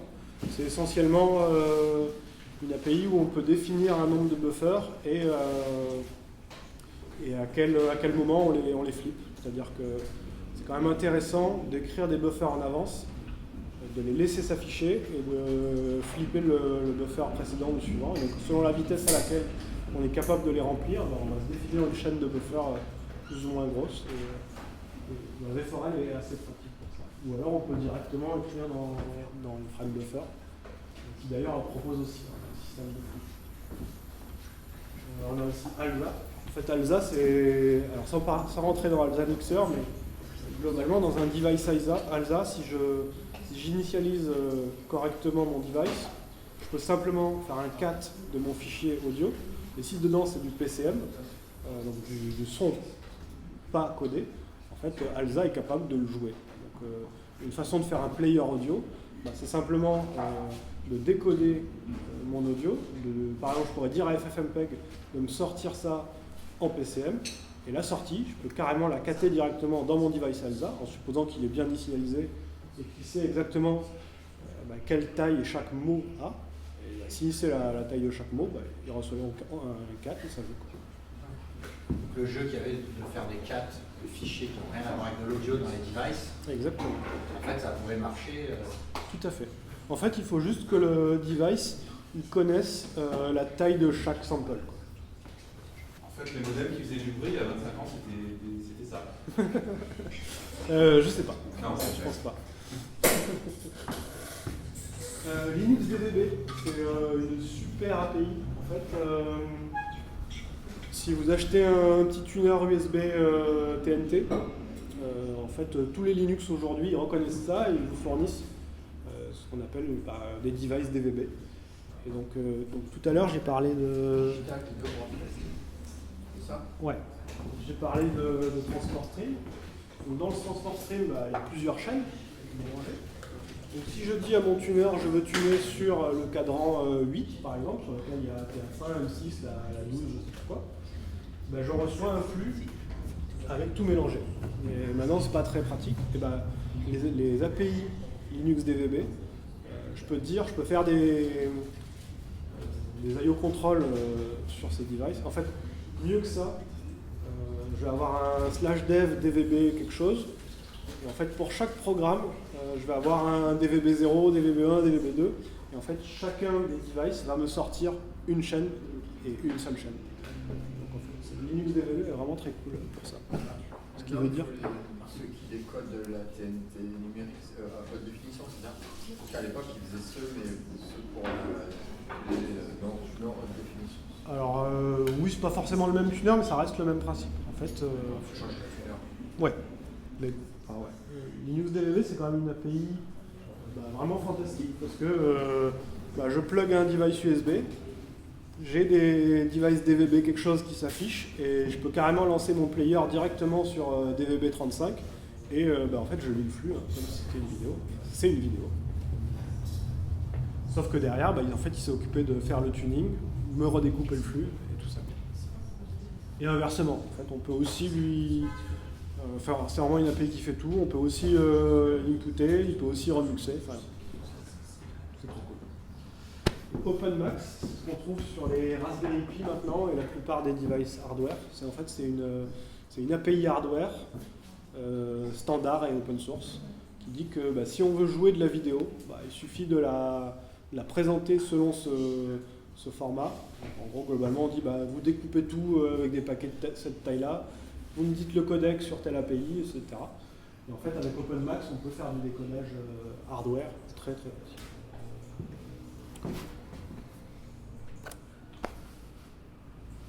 Et donc du coup, en fait, faire un décodeur vidéo, c'est mettre en place un pipeline.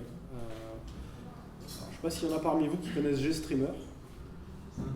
Non. Oui. En fait, GStreamer, c'est un gestionnaire de pipeline. C'est-à-dire qu'il permet de construire le pipeline qu'on veut. Alors FFmpeg aussi, mais de façon un peu moins orientée méta. GStreamer, il est vraiment fait pour aligner une chaîne de blocs dans son pipeline. Et en fait, souvent, quand on utilise GStreamer, en fait, derrière les démuxeurs, ils viennent de FFmpeg et les décodeurs aussi. Donc, GStreamer, c'est quelque chose d'encore au-dessus.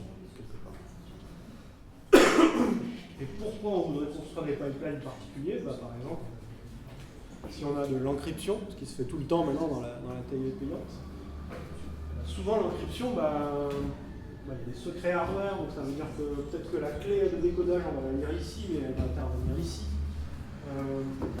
Quand on fait de la télé payante, c'est pas bien les DRM, tout ça, mais il faut quand même bien l'afficher. En fait, souvent les clés, on les trouve ici au niveau du déluxeur, mais elles vont s'appliquer au niveau du décodeur. Et en plus de ça, on ne veut pas que les clés elles passent dans la RAM, sinon ça ne sert à rien d'encoder. Donc ce qu'on va faire, c'est qu'on va donner ce paquet-là au hardware. On va supposer qu'il arrive que la clé elle est prête à temps au moment où ça arrive ici. Et en général, les systèmes de décryptage ils peuvent sauvegarder que 2 clés. Donc en fait, on se retrouve à avoir une synchronisation à faire entre ici et ici. Et on ne peut pas avoir plus de 2 blocs, enfin 2 clés dans cette zone de pipeline. Parce que sinon, du coup, on se retrouve avec du flux où on est en train de mettre la 3e clé alors qu'on n'a pas encore décodé les choses. Et donc ça commence à faire des problèmes très marrants. Du coup, la clé, elle est envoyée quand même. Alors en fait, il faut imaginer que là, il y a le système de décryption. Donc là, on va prendre le paquet dans lequel se trouve la clé. On ne sait pas le lire, mais en fait, le décrypteur hardware, lui, il va décrypter la clé pour extraire une clé utilisable. Okay. Et il va la filer au décodeur ici. Sachant que pour décrypter, souvent, il y a une latence. Donc il faut la filer le plus tôt possible au système de décryptage. Comme c'était une clé, comme si c'était asymétrique. Ouais. Et en fait, souvent, ce qui se passe, c'est que c'est des clés qui changent en permanence avec une master clé qui génère des sous-clés. Et il y a du secret hardware dans le décrypteur qui, lui, est capable d'interpréter la clé et de l'appliquer. Le secret hardware, il est commun à tous les... Par exemple, tous les appareils dans ce cas-là? Alors, je ne sais pas exactement. Si je pense... lui tombe, il écoute. C'est ça. En fait, si la master clé, elle tombe, c'est fini. L'encryptage des globales, c'est comme ça. Ouais. Ça fait la CS2. Ouais. Qui est... L'histoire de master clé, il suffit de regarder sur Internet. En fait, il y a des listes de clés de cryptage de globales pour les lire sans avoir besoin de ça, parce que tout ça, ça périme dans le temps. Ouais. Donc à un moment, on passe au avec des Blu-ray, il n'y a plus les master clés où il y a les histoires de... Tout à fait. Les devices qui se deviennent des clés qui sont invalides, surtout avec des Blu-ray qu'on peut jeter, même carrément des appareils qu'on peut jeter. Et on voit qu'ils travaillent énormément à avoir des chaînes complètes de hardware, donc l'utilisateur n'a plus aucun contrôle dessus. C'est open source, on est tout open source aujourd'hui. Il est très facile d'avoir accès à tout, de contrôler, de récupérer les clés, de faire des choses. Et ce que veulent faire les majors, c'est avoir toute la chaîne hardware. Comme ça, même l'open source, il peut rien faire. Et on voit actuellement dans les Linux, la partie display, en ce moment, il y a un gros travail de toute l'implémentation du matériel de crypto, de l'affichage crypté justement. Il y a toute cette chaîne qui soit hors contrôle de l'open source. Il y a des gens qui sont payés à faire ça dans Linux, et ça se voit quand on regarde tout ce que les sont en train de le faire. Du coup, sur les Blu-ray, j'avais à peu près en tête le fonctionnement, l'analyse de version, etc. La source, et là, je parle carrément de l'écran. L'écran est crypté aussi, et toute la chaîne est cryptée pour que tout le reste puisse open source. Ça veut dire qu'il suffit qu'il y ait un élément, ils vont faire ce qu'ils veulent, s'ils veulent déléguer, commissionner un truc, faire un truc obsolète, faire comme ils font d'habitude. Quand on voit ce que j'ai fait il y a 10-15 ans, l'utilisateur open source ou quoi. En fait, là, on parle de piratage matériel. On va casser matériellement les choses. Même l'HDMI, le câble HDMI lui-même, en fait, certaines télés, elles ont des clés. Certains décodeurs DVD ou Blu-ray, ils ont des clés. Donc il y a des master clés un peu partout. Et si la télé n'a pas la clé qui va avec le décodeur, il n'y a rien qui passe dans l'HDMI. Enfin, quelque chose qui passe, mais c'est illisible. Parce qu'en fait, la télé, c'est pas décoder ce qu'elle reçoit sur l'écran, même si on n'est pas en train de regarder un truc DRMisé. Alors en général, le lecteur Blu-ray il est relativement intelligent. En fonction du DVD qu'il voit, du Blu-ray qu'il voit, il a tendance à dire j'active le truc ou pas. Mais en soi, en fait, là où c'est de plus en plus gênant, c'est que ils peuvent très bien faire une nouvelle génération de lecteurs Blu-ray qui dit ces clés elles ont été leakées, je ne veux plus supporter ces télés-là. Et du coup, on a un hardware qui est fonctionnellement, enfin, par design, incompatible avec certaines télés. Tout simplement. Parce qu'ils sont là, on a décommissionner, prendre un valide des clés, certains possible des jeux de clés privés publics.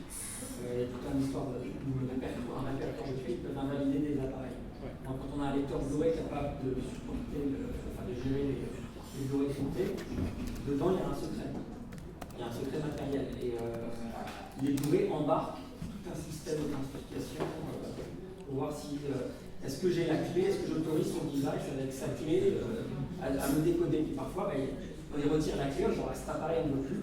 C'est plein de clés. Et l'appareil, si le Blu-ray n'embarque pas dans le firmware ou alors c'est bon. Ah oui, non, c'est bon, parce que c'est même plus dans le Blu-ray. Non, c'est dans le hardware. Moi, par exemple, j'ai une Freebox qui lit le Blu-ray et j'ai une télé qui n'est pas HDMI. Donc je suis sur la prise Péritel de la Blu-ray. Le Blu-ray, ça passe pas. Et oui. Ils refusent parce qu'ils ne veulent pas diffuser le truc. Oui. C'est toute la chaîne, jusqu'à l'écran. Parce qu'au final, ce serait trop facile de mettre un système de capture analogique sur le Péritel et de. Je ne sais pas si c'est la même chose, en tout cas ça ressemble, en tout cas dans le principe. Mais quand je regarde sur un ordinateur Canal+ en mode navigateur, j'en parle en mode navigateur avec leur application Cronquillon, si je branche un écran externe pendant la lecture, ça s'arrête et ça me dit ah ouais. Le HDCP ou un truc comme ça, je sais plus. Ouais, c'est exactement ça. Détection HDCP, c'est ça. Ouais. Alors l'avantage de HDCP, c'est que la master clé de tout ça, elle a été leakée, donc si on veut, on pourrait le. Enfin, c'est quand même vachement cher. En soi, mais là, en fait, il suffit que j'arrête le truc, que je le relance une fois l'écran branché et ça passe. Ouais. Genre en mirroring ou des trucs comme ça. Mais ça déclenche à un moment quelque chose qui vous là où j'arrête. Et en fait, voilà. Et HDCP, c'est exactement ça. C'est deux appareils en HDMI ne peuvent communiquer entre eux que s'ils ont les mêmes clés générées de la même master clé. Mais là, il faut jusqu'à l'écran. L'écran, il faut faire gaffe à ce que ce soit crypté. Ouais. Et pour que toute la chaîne soit dans un open source, il faut du code ouvert. On voit quand ils implémentent les HDCP, ils sont en train d'implémenter comme les standards HDMI ou DisplayPort dans les lignes, ils sont en train de le faire. C'est tout récent. C'est les enfoirés en fait. On va se faire niquer à la fin. L'utilisateur va se faire niquer à la fin. Oui, c'est possible. Bon, après, les geeks sous Linux, peut-être pas. Enfin, je suis pas sûr qu'on soit la target. Qu'on soit vraiment. Ils cherchent à nous bloquer, nous, en priorité. En général, quand on bricole, à partir du moment où ça s'affiche à l'écran, on va quand même arriver à recapturer l'écran. Oui, c'est ça. C'est comme le son. Ouais. À partir si on a le son, à un moment donné, on arrivera éventuellement à retrouver ce qu'on a sur notre écran numérique. Exactement. Ou alors, si tu passes dans notre device audio, tu as beau avoir des trucs propriétaires, à partir du moment où tu dois le sortir sur un device, tu le captures. C'est ça. Juste avant en fait, l'enjeu, ça va plus être les tablettes, les téléconnectés, où en fait, on n'a pas accès au device frame buffer. En fait. Ouais. Mais effectivement, en fait, ils vont ARM et Netflix contribue beaucoup sur ARM parce que du coup, ils s'implémentent ça pour les devices, pas pour le PC Linux, mais pour les devices. Parce qu'au final, rien ne m'empêche d'avoir un kernel où j'ai quand même accès à mon device frame buffer.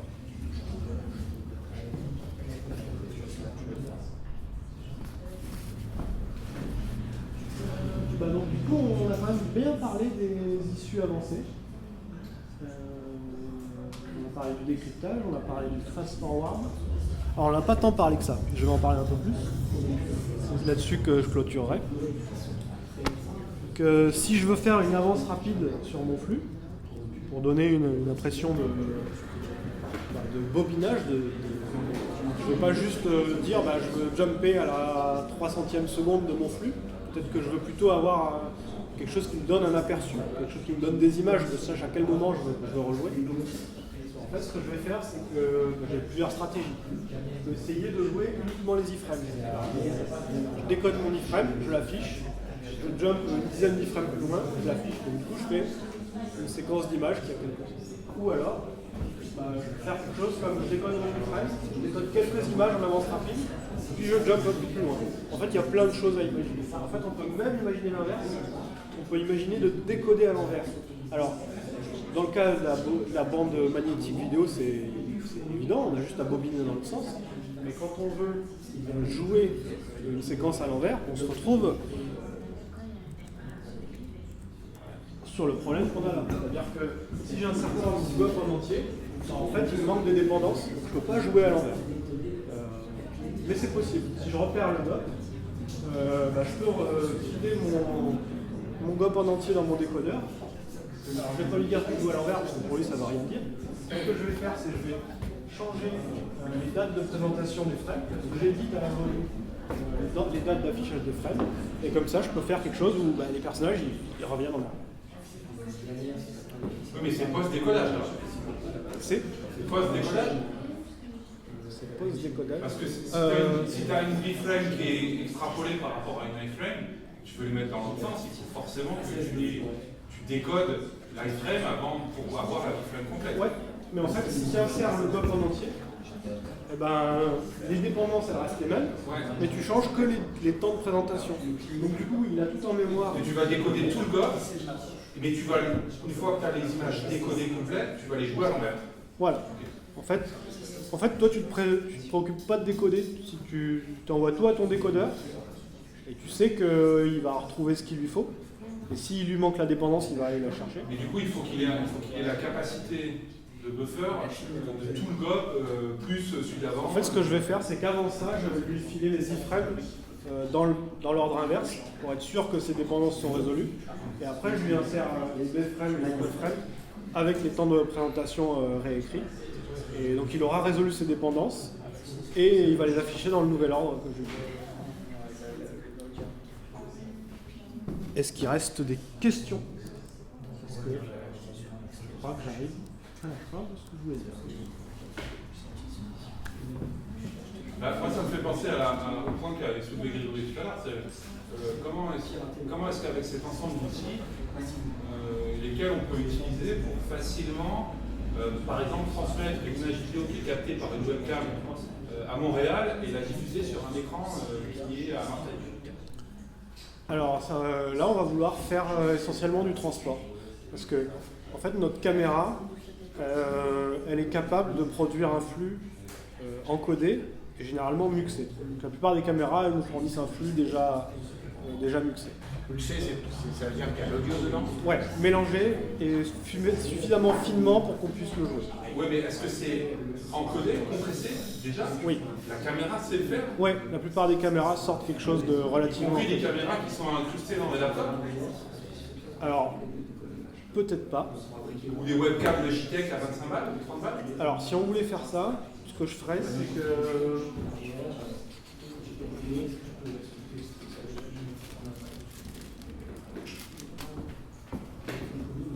Alors, avec juste la ligne de commande FFmpeg, il y a peut-être des choses qui sont possibles. Il y a même sûrement des choses qui sont possibles. On peut faire ça. Donc, on a notre caméra, ici. Donc, elle nous fournit quelque chose dans une résolution qui est peut-être trop grosse. Mettons une GoPro, c'est beaucoup trop gros, elle doit nous faire du 4K. Et moi, je voudrais streamer autre chose. Alors, soit on s'écrit un programme en utilisant FFmpeg en tant que framework, donc on va écrire un AV format contexte, on va écrire en fait, on va se construire notre pipeline et on va faire le décodage qu'on veut, ou alors on va rester plus souple, on va dire. En fait, avec FFmpeg, en command line, on peut lui dire de réencoder un flux et d'écrire la sortie sur. Oui, admettons qu'un 480p, ça nous va très bien. Voilà. Donc on va. Ou un 720, peu importe. On peut faire ça. Alors FFmpeg il va nous sortir du flux. Alors, ça, donc ton input, ça va être un dev vidéo 0 par exemple? Ouais, tout à fait. Oui, en fait, FFmpeg il peut très bien prendre ça en compte. Ok. Là où je suis pas trop sûr, c'est sur l'output. Parce qu'en fait, ça va dépendre de ce qu'on veut faire. Mettons qu'ils nous sortent des chunks en output. Voilà.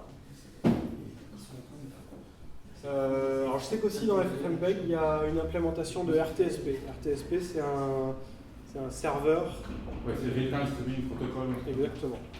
Donc on doit pouvoir, alors j'ai jamais fait, mais on doit pouvoir en command line lui dire, au lieu d'envoyer dans des chunks, tu m'envoies ça dans ton protocole RTSP. Et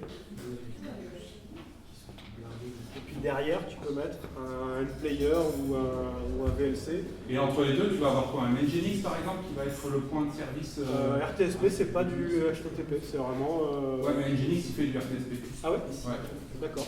C'est bon, il y a un module spécifique pour ça. Alors je sais pas si FFmpeg va arriver à s'interfacer avec, je pense que FFmpeg il va faire le. Il va faire le serveur direct?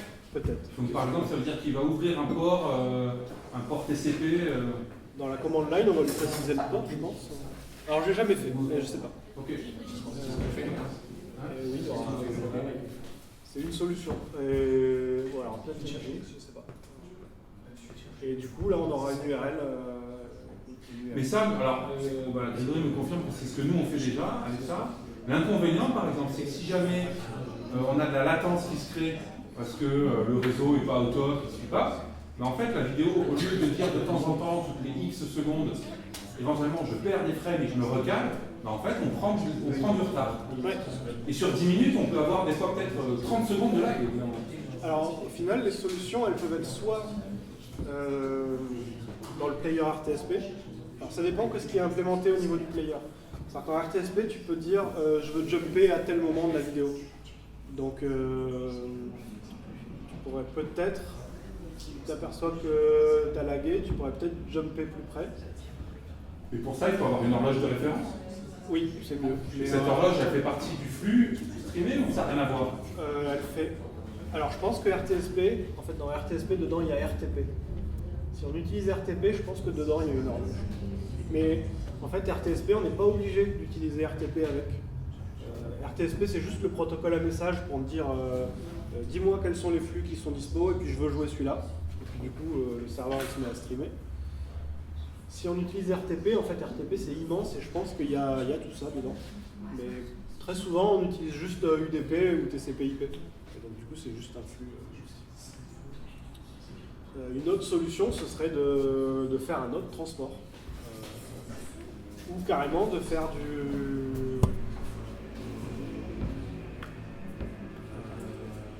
Qu'est-ce qu'on pourrait faire? En fait, le problème, même si on fait du transport stream, il faut que le système qui va streamer, parce que si là je mets une horloge, mais que je lag, en fait ça ce sera l'horloge de ce que j'ai produit, mais ce ne sera pas l'horloge de ce que j'ai transmis. C'est pour ça que normalement l'horloge elle est mise par le composant qui écrit.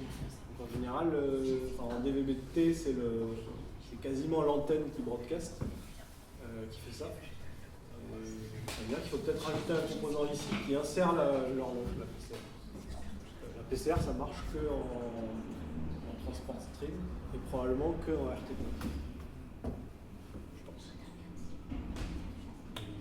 Une autre option, ce serait de faire un... En fait, FFmpeg, il peut juste écrire des chunks. On va nous écrire nos chunks en différentes qualités. Et en fait, pour broadcaster du HLS, tout ce qu'il y a besoin, c'est de rendre ce dossier disponible dans un serveur HTTP. Et le player, en fait, il va trouver les chunks côte à côte et il va les lire et il va changer de profil. Et FFmpeg, c'est produire du HLS directement? Ouais. Alors, donc on va lui dire, par exemple, produire tel type d'encodage de qualité et ça crache du... Ouais. Alors après, pour cracher plusieurs flux dans des qualités différentes en temps réel, il va quand même avoir du mal. Il faudra avoir 10 balaises. Mais admettons qu'on fixe une qualité. En une seule qualité, il va y arriver. Ça dépend. Ouais, mais ça n'a pas beaucoup d'intérêt du coup. Si on n'a qu'une qualité. Ça n'a pas trop d'intérêt, c'est vrai. Alors, on n'aura pas l'adaptativité au. S'adapter. Ouais. Ça a pas beaucoup. Si le hardware nécessaire à encoder plusieurs qualités est trop exigeant par rapport à un laptop par exemple, En fait, encoder en temps réel, c'est vraiment très très dur. En fait, souvent, ce qu'on fait quand on veut faire du temps réel, on réencode pas, on fait juste du remuxage. Donc, du coup, au lieu de décoder, on. Ouais, mais du coup, tu vas avoir un problème de bande passante éventuellement. Exactement. Tu n'auras qu'une seule qualité. Si tu réencodes pas, là. Nous, ce qu'on fait, c'est qu'on utilise FF Server. Ouais. Et ce qu'on fait, c'est qu'on lui balance le truc en. Je ne me rappelle plus exactement, mais en gros, on lui balance le flux avec V for Linux, on chope la caméra. Donc FFmpeg, on balance ça à un serveur du coup FF server. Et après, lui, il produit, donc on les balance sur un port ce truc-là. Ouais. Et après, lui, il produit un flux MPEG. MPEG, ouais, mais c'est quoi le transport? C'est RTP dessous? C'est un port, et je dirais que du coup, c'est HTTP. Pas sûr. Hein. C'est pas sûr. Bah, je pense que... Parce qu'après, du coup, en face, on lit avec FFP. Ouais. Je suis pas sûr, mais à 80%. Ah ouais? Ok. Ouais, dans le truc qu'on fait, c'est HTTP, etc. Dans ce cas-là, il n'y a pas beaucoup de solutions à part changer de transport. Mettre un transport... Non, mais du coup, c'est ça. Là, le but, on peut tout changer. Hein. C'est juste comprendre et le... Bah déjà, MPEG, c'est quand même pas terrible en termes de... D'encodage, oui, mais c'est pas forcément grave. FF Server, il sait faire autre chose que du HTTP, par exemple Je pense. Je ne mettrai pas ma main à couper, mais je pense. Enfin, j'espère que oui, parce que... J'espère que oui. Et si par exemple on a des laptops récents, est-ce qu'il y a une probabilité que ça soit capable de faire du X264 avec en accélération hardware? C'est possible. C'est possible. Mais il va falloir le... Enfin, nativement, si on lance juste FFmpeg dessus, il ne va pas forcément activer l'accélération hardware. Okay. Il faut s'assurer qu'il l'utilise. Et le faire côté encodeur et côté décodeur. Côté décodeur, c'est pas très grave au final. Décoder, en général, ça va. Ouais. C'est vraiment encoder qui est dur. Okay. Parce que là, le problème qu'on a, c'est que tu es le décodeur. Ouais.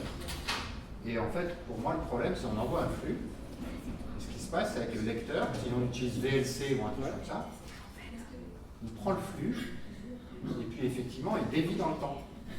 Parce qu'en gros, il essaie de tout dire. Ouais. Mais ce qui se passe, c'est qu'à un moment, bah, du coup, ça passe par le réseau. Mais c'est le rôle du transport d'amener une cloque, une horloge de décodage. Ok, parce que le truc qu'on a fait qui est pas top et qu'on est améliorable, c'est la seule option que j'ai trouvée, c'est justement un FFP, le lecteur qui est plus trop maintenu.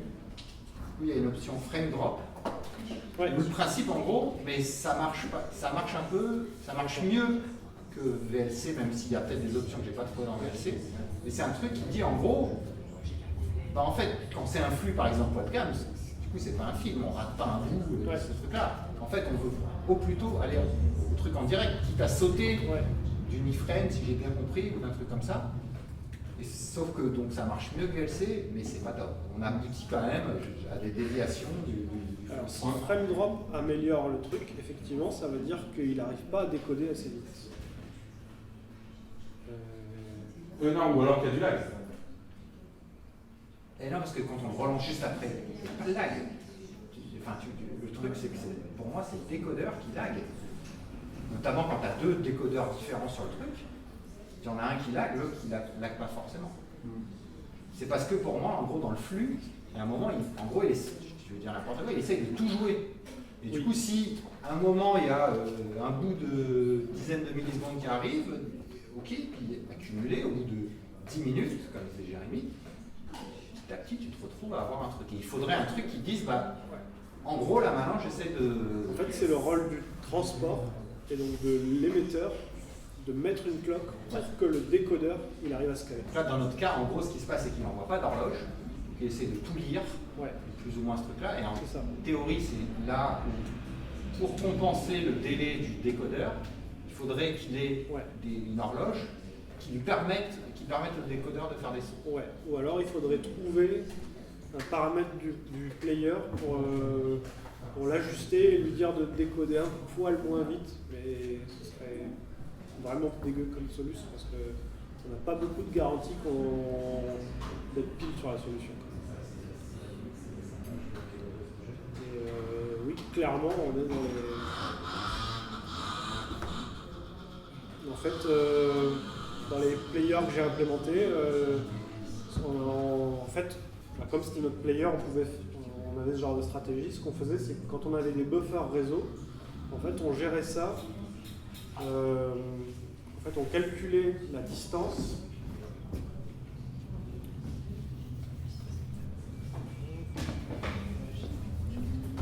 Là, on a l'émetteur.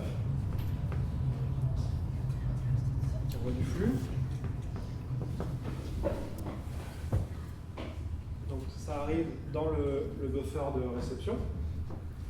Donc mettons que en fait, dans le conteneur, on a des timestamps. Alors c'est pas une horloge, mais c'est un repère dans le flux. Et donc ça va dans le décodeur, qui lui sort l'image. Et généralement, les décodeurs, ils sont capables de dire l'image que j'ai sortie, elle correspond à ce timestamp-là. Et une bonne stratégie de gestion de ces problématiques, c'est d'aller parser le moteur qui est ici, de sortir un timestamp et de s'assurer que la distance entre les deux, ici, elle reste relativement stable. Et donc du coup, on évite un peu les problèmes de dérive, même si c'est une solution un peu bateau. Mais ça peut être une solution sans toucher à l'encodeur. Et pour les streams, par exemple, pas trop temps réel, streaming plutôt YouTube, ou des streams plus temps réel comme Twitch, avec des serveurs HLS derrière, ils envoient un QTS avec télécoupé avec les horloges. Ouais. Et la playlist, elle est, je sais pas, elle est calée sur justement les chunks qui sont envoyés. Et ça ne se décale jamais. On peut même streamer ça en fait, on a dans une page Unix, il n'y a aucun problème. En fait, en HLS, il y a beaucoup moins de problèmes parce qu'on a une fenêtre de temps qui est énorme. On va avoir en général 6 à 10 chunks de disponibles. Donc c'est quasiment 1 minute. Donc la dérive d'horloge, elle est beaucoup moins grave là-dessus. Et en plus, on peut se caler sur le moment où on voit qu'il y a des nouveaux chunks qui arrivent. Alors, elles sont très grossières, mais en fait, on a tellement de marge qu'on peut tout à fait le faire. Le truc, c'est que ça marche pour les YouTube, ou les Dailymotion, c'est ça. Mais pour des trucs vraiment temps réel comme Twitch, qui ont des chunks de 2 secondes, je crois, environ, même moins, 1,5 ou 1,6 secondes, il n'y a aucun problème, il n'y a pas de dérive. Et ce que je me contente de faire, c'est que j'ai un script clairement qui est plutôt par HTTP qui part sur la playlist HLS. Après, genre extrait des DRM de la FOSCO, la HTTP, et je me contente de piper le flux TS directement à un payer avec aucun décalage sur des heures. Sur des heures et des heures. Donc, je ne sais pas comment ils se débrouillent, ça se décale, je sais pas comment tu te rends compte du décalage? Il n'y en a pas. Non, mais comment tu te rends compte qu'il n'y a pas de décalage? Le son et la voix. Le son et la voix, c'est sur le vidéo. Mais sur le...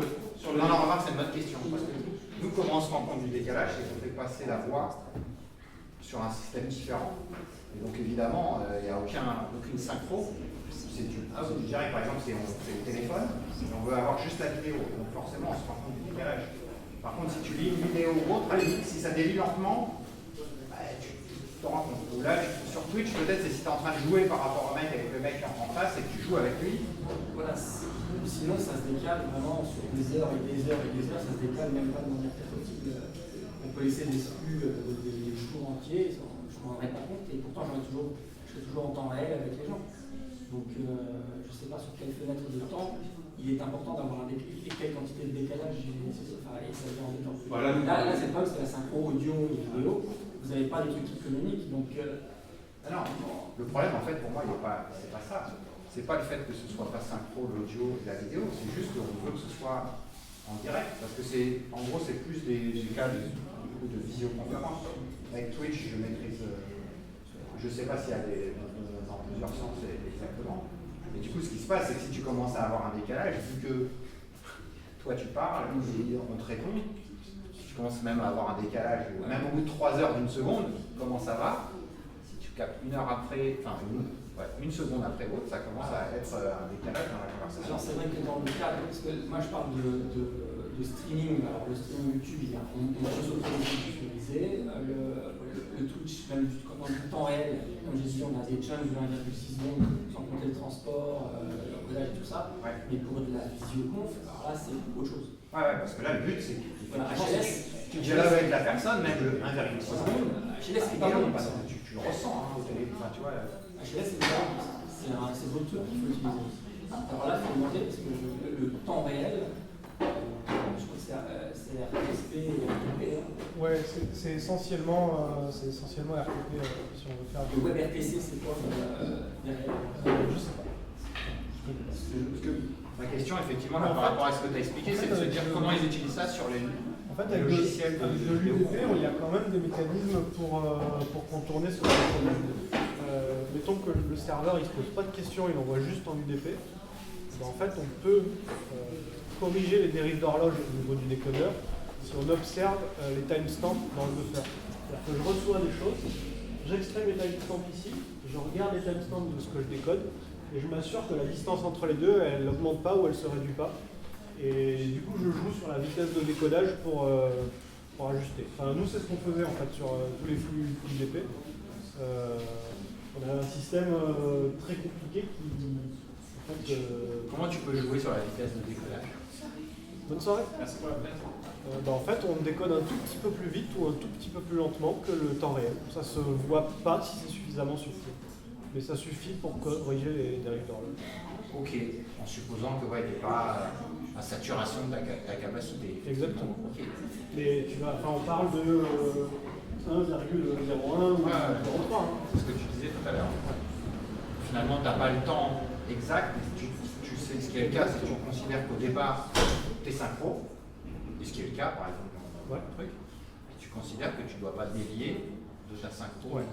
Ou alors tu définis que à un moment il faut choisir le temps entre les deux. C'est généralement dû à la configuration de ton hardware, combien de temps il a besoin d'avance pour décoder lentement. Enfin, le buffer a besoin d'avance. Si tu mets une seconde entre les deux, tu auras tranquille. Et ça dépend en fait ça va dépendre des codecs. Et ça c'est le timestamp pour les noter dedans. Les timestamps ils sont naturellement dedans. Ça, c'est pas l'horloge. Naturellement, c'est-à-dire dans tous les conteneurs, il y a un timestamp. D'accord. En fait, le timestamp, c'est pas l'horloge. Le timestamp, c'est vraiment le flux par rapport à lui-même. Alors que l'horloge, c'est entre l'émetteur et le récepteur. Ouais. Et donc, souvent, en fait, il n'y a pas d'horloge. Donc, on se débrouille avec des bricoles, avec les timestamps. Et le problème, il devient vite très compliqué parce que, en fait, souvent. En fait, les timestamps, ils ont une taille maximale, donc au bout d'un moment, ils rebouclent. Et en plus de ça, des fois, ils passent d'un programme à un autre, ou ils se donnent les droits d'un à un autre, et pour coller les uns aux autres, en fait, ils font une grosse discontinuité. Donc du coup, des fois, on calcule la distance entre les deux, on se retrouve avec 2000 heures, parce qu'en fait, il y a une discontinuité entre les deux. Parce que du coup, là, c'était 2 millions, et là, c'est 0 et 0,1, 0,2, et là, on en était à 2 millions, et du coup, on se retrouve avec une différence. On peut faire ça, mais ça devient compliqué parce que du coup il faut à la fois noter les timestamps, mais aussi noter les discontinuités et se rappeler de toutes les discontinuités qu'on a entre les deux et on les efface une fois qu'on les a vues ici. C'est rigolo à côté. En général, c'est d'accepter un moment d'avoir un rebond. Oui. Mais en gros, si on ne veut pas jouer sur la vitesse de décodage, on aimerait bien avoir un truc simple qui fait ça, c'est-à-dire, admettons, toutes les 5 secondes ou un truc, on s'assure d'être calé et puis éventuellement on drop un paquet de frames. Moi j'avais l'espoir que l'option frame drop de FFP il faisait ça. C'était en gros, à un moment, tu as pris du retard ou autre, en gros, voilà, tu rebootes et tu reprends le flux à l'initial quand tu. L'audio frame drop, c'est au niveau du décodage, c'est quand il n'arrive pas à décoder à temps, il jette des choses. Et le truc, c'est moi, je vois les lecteurs spéciaux qui, à un moment, quand ils font cette question, on sait que c'est plus l'audio que le visuel. Ils interpolent l'audio, ils construisent un truc entre le moment où ça reboot, ils interpolent l'audio, et au niveau vidéo, il y a une explication, mais c'est pas tout géant. Alors, l'audio, c'est très génial. Alors, dans l'interpolation audio qui est plus facile, je crois que ça fait des trucs un peu près continus. Et c'est des protocoles, des trucs spéciaux.